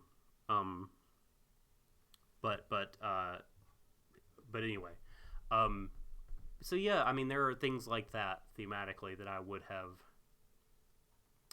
liked to see more straightforwardly integrated into the rest of the stuff, because it did feel like the show over time shifted to being all about the characters and their arcs, and less about kind of what was laid out in the beginning as, here is the world of Sarazanmai. And yeah, I mean, there was not really a fundamental problem about the world that was necessarily solved, I guess. I mean, do you think the otter is really gone forever for everyone for good, or was this just kind of their personal journey? I think that's just one. I think there are possibly more because they did say they were an empire after all. It's the Otterman Empire. So, oh, yeah, I've made that joke before. And it was painful the first time. Oh, fuck.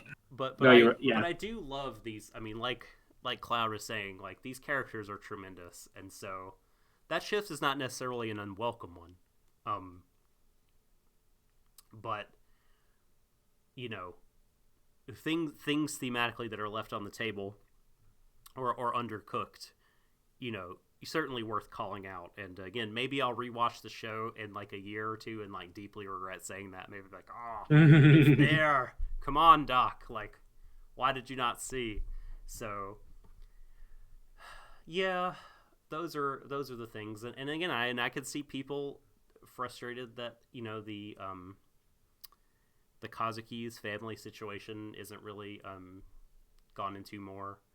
And, you know, Trickster, while I sort of don't necessarily agree with his evaluation of the final episode, like, there's a point there that he's making in chat that's like, there was not a lot of plot, and I could see expecting a lot of plot in the finale, like some more in the way of explanations, but it really is just like a kind of a celebration is not the right word, but it's an echoing of all the themes, and not a lot that, in terms of like, if you did the plot outline, right, the bullet points, there's not too much that happens, but like so much is said and thought, and so much ground is covered and re-emphasized thematically that I think it's still really good, and it's still it's kind of what I wanted, and I really liked the end a lot. Like I said, it made me cry. I shed some tears because those, the endings of Ikuhara shows have been very tragic in the past, and a couple of our characters, our beloved agents of the law, got a really tough, hard ending, despite the fact that they, ended up together again after that. I was so happy to see our boys reunited, fully together, and all rowing the boat in the same direction. We're gonna face whatever life throws at us, and whatever comes our way. We're going into the future together. We're connected, and we're all alive. And yeah, I mean, that was just really beautiful. I was so happy for them. Like I said, I mean, you could fall for Toy in that last scene alone. His smile was just it was deeply moving, and very sweet, and just a lovely, lovely, lovely moment. And now I'm gushing a lot, so I'll stop. But yeah, I think I pointed out some of a couple of the things I thought could have been shored up. But then I'll talk about positives after you talk. Right. So, just full disclosure here, this was my first Ikuhara show. I have never seen Penguin Drum Lieutenant or anything else that he's done. And funnily enough, that actually gets back to the very idea of why we do this podcast, which was when we started it. Doc's the one who knows all the shows. Here's me, Mr. Ignorant, coming in to start talking smack about shows that I've never seen before, because I haven't watched a lot of anime even now overall. And I will say the first episode completely took me by surprise with its content. But for all the talk that people gave to me, of, oh good god, this, the more you thought you put into it, the more you get out of it, which I will confess it seemed a bit off-putting, holy crap. I've seen Bob Duff, for example, say that's not an appealing element to a show, to be quite honest, where, and again, this is a your mileage may vary thing on this. But I think the story itself, for all the intricacies that we've mentioned and the elements they did bring up, it is still a very straightforward story of, kids who fuck up, they make mistakes, but they learn from them, they grow from them, and they learn to value their friendships to each other as opposed to just discarding them because that's better than, the potential pain that may thereof. It was very funny. The show made me belly laugh quite a lot. Kepi pole dancing is seared into my brain for all my days on Kepi's this. Good. He's so great. Kepi, he's an asshole, but he's good. He's a complete. Do you remember if I can't recall, once he becomes king and is kind of fused with Dark Kepi, does he still look high as all get out, as we say in the South? I don't think he does. I think they're clear now. So, what if this entire show was just literally Kepi just constantly being high, and it's just from his perspective, and it's just a complete fever dream? At the post-credit scene is Toy, you got any more of that weed? So yeah, I need it. I enjoyed this a lot. I think that, again, I would prefer to certain elements be fleshed out. I could be wrong quoting this, because this is from something that I'm sure that you shared on an interview to me with Ikuhara. But he said he wanted it to be a little bit about social media and stuff. That never really came up if that's the case. Again, I could be wrong on that. I could be misquoting, could be misattributing. But there was certainly potential. There's a lot of potential for, I was talking about parasocial relationships at the very start between Haruka and Azusa Sarah, which was a substitute for a genuine relationship between him and his brother. So there's certainly plenty of, stuff that could have been developed further in the show. But what we got, I found it very refreshing. I found it fun. I found it charming. I found it very sad, very poignant. How it handled its more, how should I say, serious subject matter, such as, the suicide elements that was at Brosman 6 and in this one, or how it even handled Reo and Mabi's relationship really well. Again, coming as someone who is not who is cis-het, so I can't truly offer a proper perspective on it. But I think it did a good job. All told, this show was fantastic. But there is something I want to veer onto a little bit here, just as a talking point about the wider show. If you're a Joseph Campbell fan, buckle the fuck up. Well, do you mind if I address something that you said? Yes. Before you change the subject. Mm-hmm. You do mind? I won't if you mind. No, Karen. That's my point. That's point. He's to do it. Okay. I wasn't. I don't want to stop your flow. But I'm a forgetful bastard. That's why I have this notebook in front of me and try to write things down. Just on the point of the show and Ikuhara in general, and like being welcoming. And you talked about Nick Creamer, talked about that not being a good element of a show, and maybe it's different for different forms of media, but I don't know. I sort of don't mind. Like, I don't get mad, or not to say you're mad, or anyone in chat or anything is particularly mad, but like, if someone says about a work, you really have to invest in it. Like, there are ways of saying it that are shitty and assholes, you know what I mean? Like, oh, this is fucking dope, and you plebes couldn't understand any of it. But there are also, I think, genuine ways of like being accurate about it and describing a work that does take that, being like, look, there's a lot going on here, and if you commit to it more, like, you'll get more out of it, and some knowledge of these different Japanese like concepts or whatever is good, is beneficial, or this video game, like, you get way more out of it the more effort you to put into it. It could be really fucking hard, but like, if you read about it and like just practice a little bit, like, you'll be rewarded. Like, I think that there's like a place for that in media. Like, I don't think all media has to be like, we welcome everyone and like want everyone no matter what to enjoy this equally the same. I think that there is a place to not to be inaccessible or obtuse in a shitty way, or to exclude people on purpose, but just to be like, the audience I'm going for, me, the work of media, or me, the creator, is this sort of audience, or these people that like this or understand that. So to appreciate this and get as much out of it that I would want someone to get out of it, this and that are beneficial. I think that can be fine. I don't think this necessarily ended up being that sort of show in some ways. I mean, there are, and to Ikuhara's enduring credit, in my opinion, there's stuff in Utena and Penguin Drum that I'm like, man, like, this is really, like, I'm not getting everything going on here, but the characters are so good and the show's so entertaining overall that you got me. I'm still on board. And there's to everything, there's like different levels of enjoyment, you know what I mean? And Ikuhara, I think, is talented enough that, like, even if you were like, fuck yokai, man, I don't give a shit, I just want to sit down and watch the show, you can still get a lot out of this show. Yeah. And most Ikuhara shows.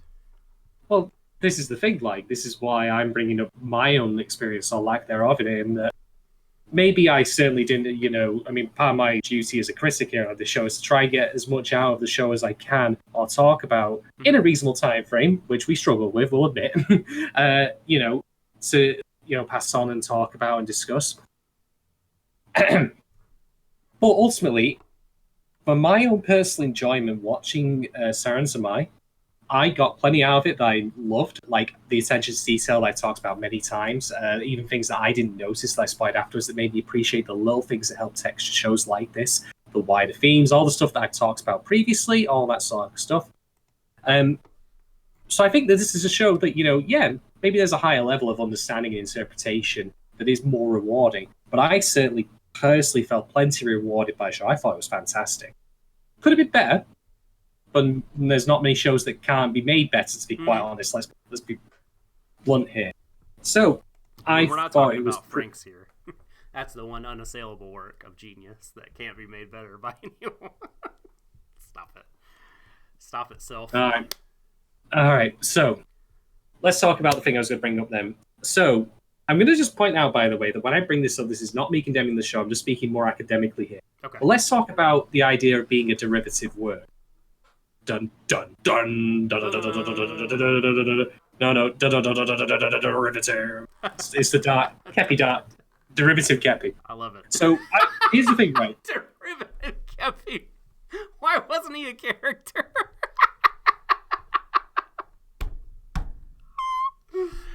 Oh my god. It would have been like if he was designed like a, I don't know, like a 90s shoujo or like in a clamp. Just draw derivative Kepi in the clamp art style. You know, here I am. Totally ripped off from something else. all he can quote is lines from other characters in different shows. Anyway, so here's the thing, right? I've made a few jokes at the show in good nature about it being like similar to Persona or Madoka Magic at various points. The toy jokes, for example. But here's the thing, right? If you were to say to me the ending of Sarazanmai up until about the 2/3 point was very, Persona-esque, like, end of the world, like, we've got to defeat the giant evil god entity through the power of friendship. You're onto something. But here's the thing, right? As much as I might say that this has, like a lot of things that are very similar in shows like video games like Persona or Madoka Magica, as I've mentioned before, like, the reason I brought up Joseph Campbell, he's the gentleman who once wrote a book that basically said all stories have been told, eat shit, motherfuckers. Yes, yes. Is that the power, it wasn't quite power of myth? Yeah, power of myth. All stories have been told, that's it. But here's the thing, right? Like, yeah, I can point to similar story beats and story elements. I haven't seen Sailor Moon, I must admit, Zoo. Maybe I should correct that at some point so I can be more educated. But anyway. Stay away from episode 3. Or is it whatever? It's either episode 3 or 4. The is all about fat shaming. It made me the saddest I've ever been. Oh boy. Sorry, please continue. God damn it. So anyway, as much as I can point out these similarities, like the fact that Kepi is, Kyubey and all that shit, so I can go on for hours about all these common elements. Mm-hmm. Here's the thing: Sarazanmai is its own unique blend of these elements. You can take ingredients to make one meal and use it to make a different one. There's your anime's food criticism, and therefore I must turn in my critics badge. It's all over. My career is dead. C-list celebrity, YouTube celebrity, dead in the water. Jokes aside. But to me, it was its own unique blend of humor, of style, of its own, ideas. It covered its topics well. So even if I do, crack a joke here and there, or people might want to say, well, I've seen this before. This does not make this bad. It doesn't make it rip-off. It doesn't make it derivative. It just means that it shares common beats and story threads that we've seen before. But so what? If you do it well, as it's been done very well here, great. I'm always happy to have more of the same, quote-unquote, even though it's really not. I mean, I could go all the way in on this and say that it's Madoka Magic of the boys, or about boys. The boys. Madoka Magica, the boys. Yeah, I could say that. And, there's a grain of truth in that comparison, jokingly and sneeringly as I might make it. But, well, A, that's high praise, and B, Sarazanmai does so much of its own stuff, and is so much its own identity. But that's great. As Kay said, tropes are not necessarily a bad thing. I can point, I could make jokes about, all of the criminals that we see, but not being able to really shoot for shit, apart from that one guy. I say, stormtroopers. Do that. Who is this that has come to the podcast? Is this a Star Wars fan? What is your name? I'm TV Tropes guy. I haven't left my room in weeks to spend it on the website. Lost. What do you think of Ikuhara TV Tropes guy? I think he's a... Do you like anime? This is the problem. I now actually need to get TV Tropes up and I'll start quoting for him. I'm not going to do that because that's too obvious. So I'll abandon this skit here. But anyway, that's... Tsundere. Mary Tsundere. There, I did it. Oh, fuck. God! Oh, Cloud!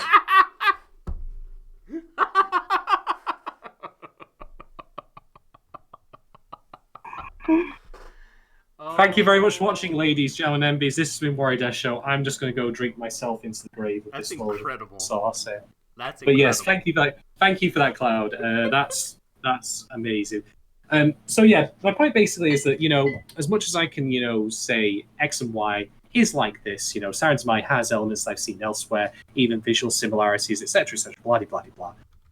As far as it stands, I thought it was a fantastically well-executed show. There's only real crime was just being a little undercooked in certain places.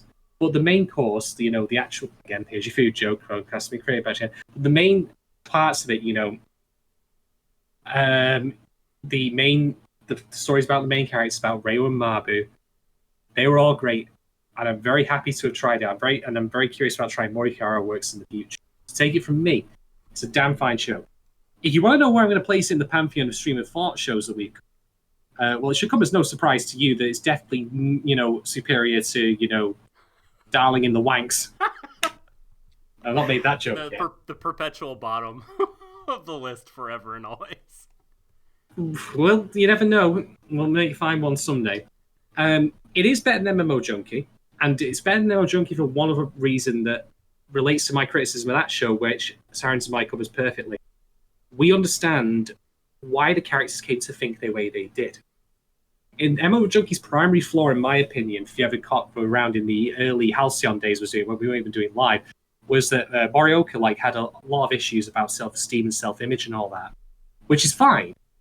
But we never find out why she thinks that. And I'm not saying that we need to learn the objective truth as to why she thinks that, that she, we just need to have a perspective, laid out. Yes, that's also a fair point too.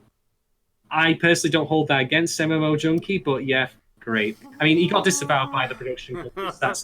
Yeah, we learned that, by the way, right after we did the final one. Yeah, that sucked. But at least, the original work was not made by him. He was just fucking sitting in the director's chair of the adaptation. But it's still really... Ugh. Sucks. It might have been very difficult for him to clip the board, given where his arm was constantly pointing upwards towards. Whoops. Yeah. Anyway, so yeah, that was the primary flaw of that show. But Sarazanmai, we understand quite intimately through various means, both in terms of the Sarazanmai, Shirikadama extraction, the leaks and all that, and then just Enter's fantasies and flashback of Toy's brother. We understand how they came to feel the way they did quite intimately. So that really helps the drama. We can empathize with the characters. We can see how they came to get the way they are, even though they often do things that are not in their best interests. I can totally understand why Kazuki was going to make the decision he was going to do, to take his own life and to save Haruka's, given everything that happened with him up to that point, and his own inner perspectives and thoughts on how he felt as a, outcast from his own family. MMO, how Mariko came to be the way she is, again, even if it's not just objective truth, but just more how she views the world and how she views how she's portrayed, couldn't fucking tell you. It's on the writing room floor. And then we go, of course, to our top two other shows, which are Promised Neverland. I'm not going to compare this to Promised Neverland because that's a different thing. This is an Apple Oranges thing, so let's just leave that aside. No, but Banana Fish, I think you must have a hierarchy. You must rank them. This is BuzzFeed, son. We rank. Well, this is where I'm going to spoil, because I actually do need to talk about Banana Fish to give you my rating, because there's a lot of parallel elements here. You've got a character, and particularly in the character of Toy, living a life of crime, being unable to escape it, ultimately nearly consuming him in the end and costing his life. He survives, whereas Ash regrettably does not. I'm going to say in the end that I still think Banana Fish is the overall superior show. I agree. Although that I would argue does suffer from a similar issue as Sarazanmai, in that the overarching plot relating to Banana Fish, the drug, is undercooked. But it was more of an excuse to hang the character stuff on it. But I felt that was stronger.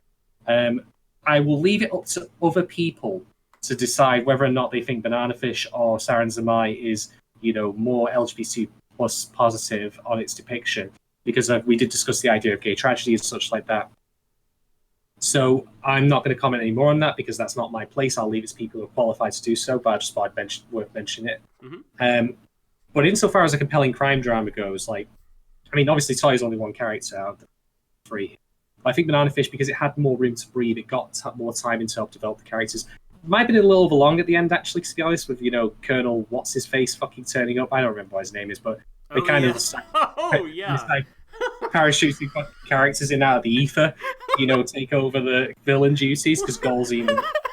We were mad about Blanca for a while. And then we're like, no, then they double down on it by... Oh, it's Fox, his name was. Yes. Prick. Oh, God. What a fucking waste. Okay. Yeah. But I overall think that show was stronger overall as a story. I don't think it was quite as undercooked in its overarching elements as Sarazanmai was. But that being said, Sarazanmai, I think, is more fun. It's more quirky. It's got its own unique charm and flavour to it. It's not quite as miserably depressing, although it does have its moments. But this being said, joint second with Promised Neverland, if you want to call it that, that's a high accolade in my opinion. And Sarazanmai is a very good complete package. You've got great humour, you've got a great heart to it, you've got tragedy, you got a bit of action here and there. You got some solid action pieces in here with the gunfights.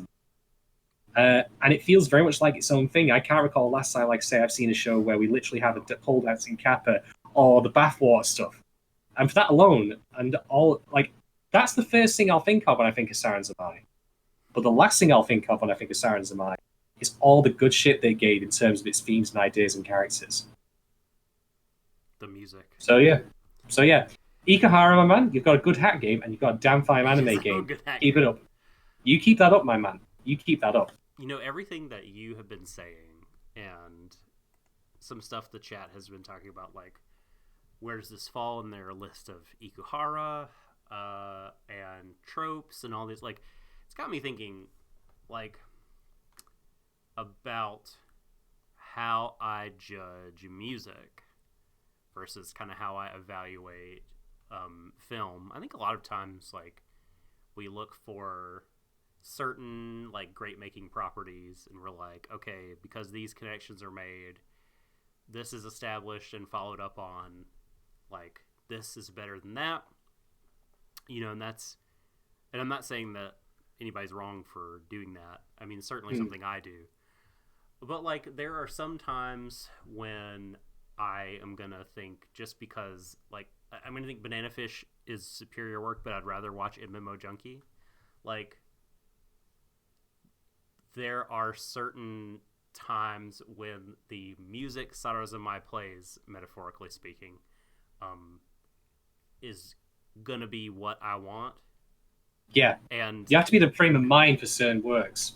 Yeah, and it's, like, not replicated. This I think is very unique, and again it is very Ikuhara. Getting back to, like, where this kind of falls on his, like, when the first Ikuhara work you see, especially if it's like Revolutionary Girl Utena or Moaru Penguin Drum, like, that groundbreaking first album, right, from a band who's doing a new sound, you're like, oh my god, it's so groundbreaking.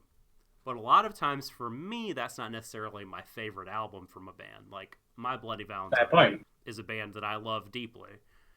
They're, like, I think they only have like 3 albums, but, like, the first one is when they really, their raw version of their sound came out, and they sounded super unique, but, like, it wasn't until they refined it that I was like, wow, this is an all-time favorite band. And this show may not be as groundbreaking as other Ikuhara shows, but it's a super tight package. It has that same Ikuhara taste, that flavor. And I think, if you were to make the case like that, in terms of how to put together a television show, I think you could probably argue that he's grown a lot. Versus, like, has he grown as a storyteller? Is he telling new stories? Is he doing these wild new things? Like, maybe not this time. Maybe this is the album that's all about refining his sound. You know what I mean? And that's important for a creator too. And so I think you could definitely say that this, from that perspective, is a step in a good direction for him. show overall, what I think of it, yeah, I mean, I would put it up there among the best things we've watched. I mean, I think Banana Fish, I think I like better. I think it had a little bit more of an impact on me. But this is a clear second place. I mean, it made me cry at the end. You know, as much as I love Neverland, I don't know. I mean, Neverland got a lot of feels. I mean, it was tense a lot, and I loved the crap out of it. But this to me, like, and not just for the absurd stuff or the comedy stuff, but I mean, just the genuine emotional response for me. Like, I really loved it. Yes. Just to answer your question there, Cloud, we're simply rating them ranking them just because they've been covered by us in this particular series on our podcast, which is Stream of Thought. Yeah, sorry. That's literally it. That's literally it. We're not comparing thematically. Yeah. Yeah, and we're not even counting things that we've done podcast only, like Berserk or Backcross Frontier, which would be the top of my list. Man. Oh, shoot. Berserk? Kyosugiga. Oh, God, the very beginning. Man. Can I just say, actually, now that you brought Kyosugiga, this feels like, now that I've remembered it, it's the same vibe. Like, it feels to me like it's got that same anarchic, crazy, mythological vibe that really is just about, you know, character interplay and character work. Free Matsumoto. But no, team up Ri Matsumoto with Ikuhara. Ooh, we'll have a powerful show. God. We will have a powerful show if we get that. Shadon, you should watch Blood Blockade Battlefront, especially the Triple B. The first season, exactly. And the second season is quadruple B. It's Blood Blockade Battlefront and beyond. Oh my God. But it's a Matsumoto show, and it's like if you take a lot of the things you loved about Kyosugiga and kind of made it this a sort of grittier urban fantasy about superheroes. I think you'd really love that show. That show is so great. Anyway, getting off track. Yes, the reason we're comparing it to these other shows, we're talking about the things that we've done episodic analysis for on YouTube. And MMO Junkie was only it's up on YouTube, but it wasn't like this. No. Nor was Frank's for that matter, which is probably for the best because there's been a lot of scowling and a lot of swearing. Well, there's swearing anyway. A lot of angry gestures, throwing objects. The four best anime of all time. Yeah, that's exactly why we're comparing it. Trickster was the ones we watched are the best. There isn't any anime outside of Stream of Thought. No. People like saying, this is the only Ikuhara work that exists. We erased the connection with it. All the others. There you go. So yeah. So I didn't. Gosh, just to finish, like, I loved these characters. I love this color palette. I love this music. Oh my, yes, the color palette is fantastic. This show. There's a certain softness to some of the shades of it that I really, really loved. Like, yes, and you know, I'm a sucker for like the themes of this show. There is a lot that I can let slide if a show is like faithful to the kind of themes that Iku does here, and so I'm definitely like biased in this way, but man, I think again it was more out in the open and straightforward than his past stuff, but what was actually being said, not to lose sight of that, was fantastic, and it was very powerful, and the way it was said was so awesome, I thought. And like I thought that all the characters, the main three, had really compelling arcs. I thought Ryo and Mabu had, and they managed to all be compelling in a very truncated space of time, which I think is commendable, like for them to do. And you know, I want more Sarah, I want more Enta's sister, I want more Kepi, but you know, maybe I'll go to the novels for that. I think what we got was tremendous. I'll close on one final note here, which again is just going to get mildly a little personal here, but nothing too major. It's not like previous times I'm talking about stuff in my life. But For those of you who are not in the know, I've been going to therapy the past couple of months. And as it happens, I'm actually more than likely going to be finishing therapy this coming Wednesday. If you want to know where I am currently in my life, I'm living the best life. I feel fantastic. So it's done me a real world of good, this stuff. So anyway, moving away from that, I want to talk about something very quickly that my therapist actually said to me, which was the idea that if you never let someone, if you close yourself off from other people and don't ever let them, have the chance to prove you wrong, then you'll never be proven, you'll never get that chance, be proven that you don't necessarily know what you're talking about. That they can be as good or as great or as nurturing or as wonderful to you as they can be. You close yourself off. And you know what felt really appropriate about it? The way she drew it was like the petal of a flower, which was a circle for them. Mm. And I think that's, again, is the message of Sarazanmai's way. It's basically saying what she had said, which is that, yeah, you know what? If you had closed yourself off trusting and believing in other people that they can be good to you and be, and not be terrible and awful, you'll never, ever have the opportunity to truly connect and bond with people and have them, be good or great to you. And that's what Sarazanmai is saying here as well. So that, to me, marrying up with my own feelings on my own life and the way that, it made me think of the experiences I've had and the way I passed them, and ultimately how I come out better for it, like the week before that I finished my own therapy, that's quite a powerful note for me to leave this show on, but to leave with a smile on my face about it. Say, it could have been better, but it's not one I'm going to forget anytime soon. For that reason, among all others. Yeah, for sure. For sure. That's well said. All right, shall we rate the episode and then we'll rate the show, I suppose? Or if you want to, well, we've already really rated the show. We can rate the episode, though, definitely. Sure. We can put a number on all this. Well, we can. So I'll close out by saying that for everything I've said about this episode specifically, parring how it seems like it just kind of rushed the ending a little bit with Sarah and all the bits that we talked about that could have been fleshed out a bit more. It otherwise tread the beats really well. It didn't handle, in my opinion, the suicide topic as much as the episode 6 did in the same fashion, but I can understand how we got to that point, and I'm only saying that as a very relative thing. It came close. And it was a strong finale for the characters. Seeing them go off into the sunset proverbially is always nice, especially, given all that they've been through. Andy, of course, had a good chuckle here and there, at the otter puns, you ought to believe it, as he's disappearing into the ether. So for that, and for everything else I've said, I am going to give episode 11, I Want to Connect, but fuck it, Sarazanmai, 4.5 great flavored guns out of 5. Yeah! That's what I'm talking about. Boy.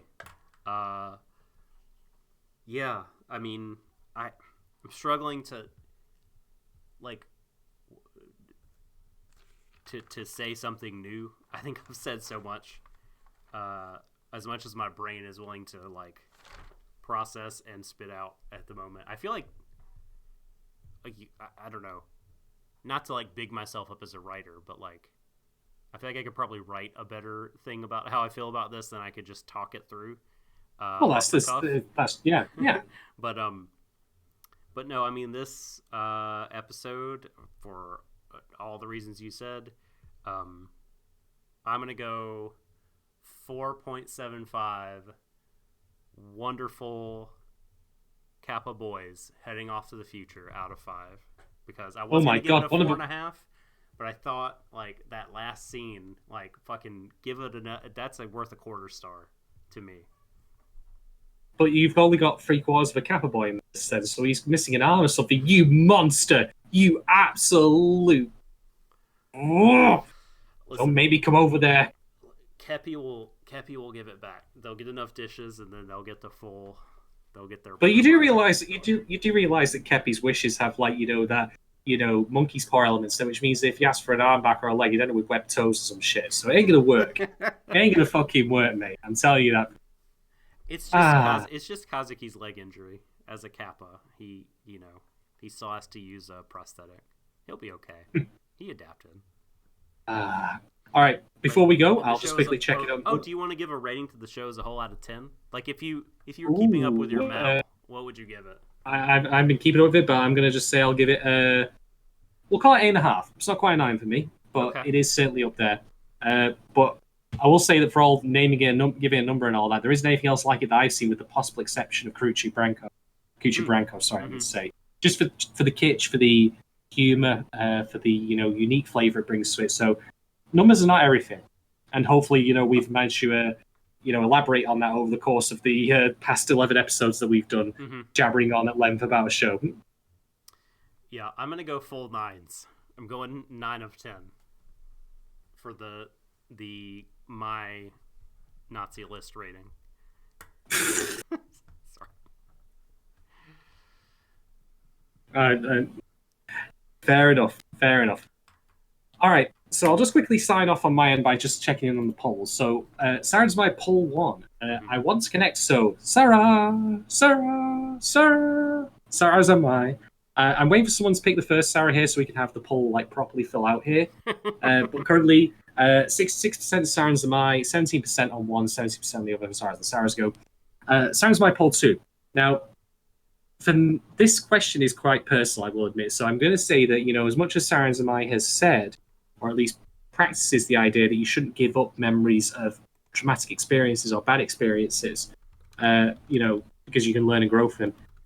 That's an easy thing for a work of fiction to say, but that doesn't mean necessarily that it's right. You should absolutely agree with it. I mean, there's a lot of things I've heard from people over time that they've shared and confided in me that, in their shoes, I'd probably give up at a heartbeat. Horrible, horrible shit that's happened to them. So I'll just say that, whatever your answer is to this poll, whatever would make you happy if it were possible is what you should go with, even though Sarazanmai preach is different. So anyway, with that in mind, if you could completely erase any one mistake from your life in the start of the show, would you? Or would you keep it in your memory as something to grow and mature from? Currently, we have 83% saying yes, they would erase, and 17% saying no. And again, no judgment either way there. It's easy again for a show to say something like that. And it's ultimately a sentiment I sort of agree with, but at the same time, I have the privilege of not having been through anything truly horrific or traumatic in my lifetime. Certainly not to the extent that I know other people. Don't I would not pain short. Come on, No. I'm literally talking about assaults and stuff like that. I'm talking about horrific shit like that. So when I say that, what I mean to say is, it's not my place or anyone else's to preach to you what you do and do not do with your own experiences and what read into them and learn from them. If you want to forget about something awful that's happened to you, you fucking go ahead and do it. Whatever gives you your best life and your best health is what you should do. Yeah, we're not saying this is just what we feel Iku's point of view is, and it's just our point of view among many valid ones. It's not a reasonable one, but at the same time, it's not something that can be applied with a broad. Well, you can apply it with a broad brush, but then there are specifics where you might think, no, that's understandable. We don't want that to happen to anyone. So there you go. Anyway, that's all tapped out on the polls. I'll just say before we sign off that I want to again thank every one of you who's joined us throughout the course of this stream for taking the time to chat to us, taking the time to listen to us elaborate, even if we've done it kind of bullheadedly, or however we've gone around it about Sarazanmai, because at times I'm going to say the show has tested my ability as a critic, but that's fine. I'd rather be tested. I'd rather be proven fallible than just simply have all the answers, which is fantastic. I want to give a shout out to Vorgelia. Sadly, she couldn't join us for the remainder of the stream, but it was good having her along here. As I say, I got to see her on Saturday. She's doing fantastic, and that's good stuff. I can't say at this point if she will be back for our next show or not. I would very much like her to be, but we'll keep you all posted on that. I also want to give a shout out to Yukinon, who has not been in the stream lately that I know of, but he did that amazing fan art of us three hosts as Kappas. Which was such an honor. I am literally blown away that someone would go so far as to go and make fan art of myself and others for the show that we're covering. I would very highly recommend you give Yukinon a follow. He's a lovely lad. He does great artwork. Definitely give him a check out at Yukinon. I think it's at the Yukinon. I'm sorry, but yes.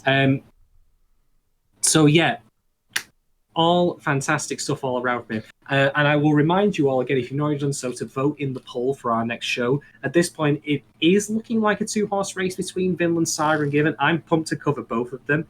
I will say, by the way, I do appreciate those who are voting for Given, for us to watch Given, because I'm glad that means that people have faith in us to cover that kind of content where it is LGBTQ+, even though, between me and Doc, we're basically captains of white privilege and shit like that, That's right.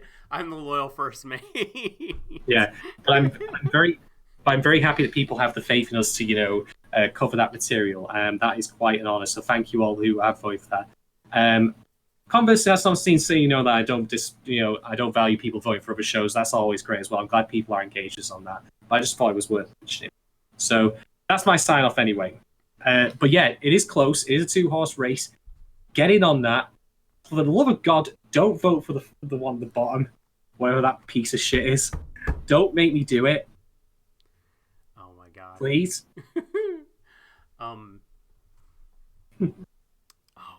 There's again, it would take a thermodynamic miracle to use Dr. Manhattan's phrase.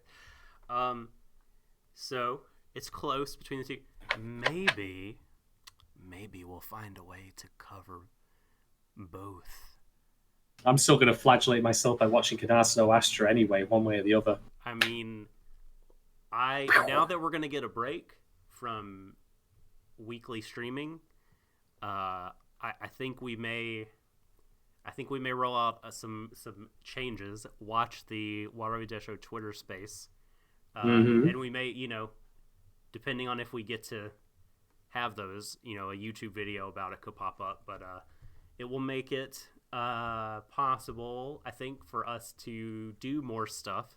So perhaps we can do some kind of given coverage, in addition to Vinland Saga. If Vinland wins, and if Given wins, then we'll do the same for Vinland. I think this is all very fluid. Things are changing.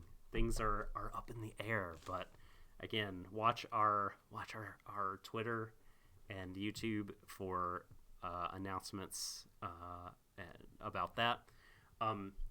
Do vote in the poll to see which one will definitely guaranteed to be covered. And let's see. Yep, God bless Regalia. Perhaps maybe she'll come back. We'd love to have her. Of course, she's a Warui Deshou original. She's a member of the family. She's anytime. I just wanted to mention as well, I wanted to give props to Emily Ram for joining us with episode 8. Fuck you, Trickster. Not really, but you make me laugh. If Dr. Stone doesn't win, I'll keep everybody updated each week that he hates Dr. Stone. It's just going to be every update each week from Trickster. It's just going to be they're still wandering the post-apocalyptic wasteland.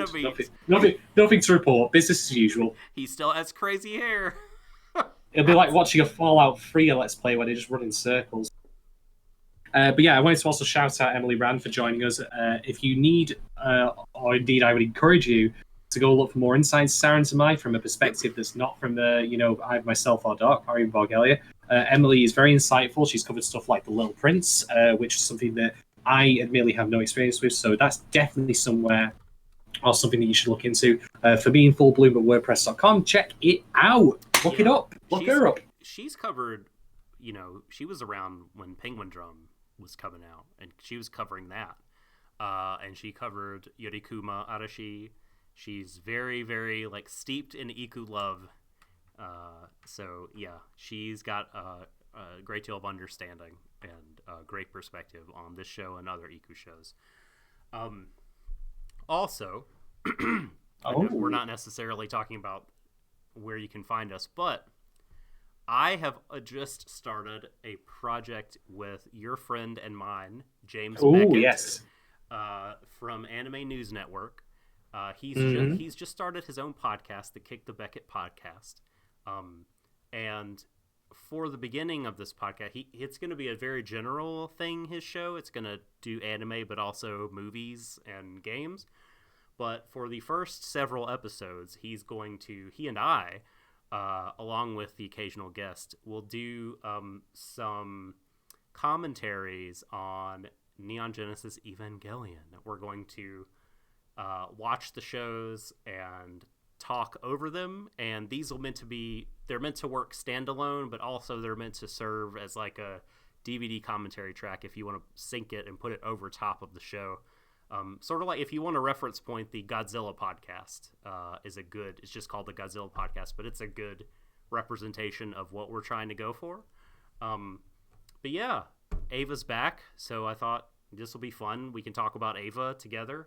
James is super smart, great guy. Very happy that he asked me to help him do this pod. And Yeah, so check those out. He's at Kick the Beckett on Twitter. If you're interested to hear my Evangelion opinion. Do not actually kick Mr. Beckett. No. That is just common assault. No. Just a point to that. Take it only as a a phrase and not a suggestion. Not all buckets should be kicked. It's true. No. No. And if you want to talk to me about Sarazanmai or other shows, I'm at The Subtle Doctor on Twitter. Yep. And if you want to, just send random gibberish to me, if so pleases you can find me at Shadon1010. More content will be coming your way pretty soon, so keep your eyes peeled for that. And don't forget to check out the polls. But I think that covers everything, doesn't it, Doc? That's. I don't want this to end. I hate whenever we switch shows, it's so hard. It is so hard for me because. Well, the Kappa surfed into the sunset, did they not?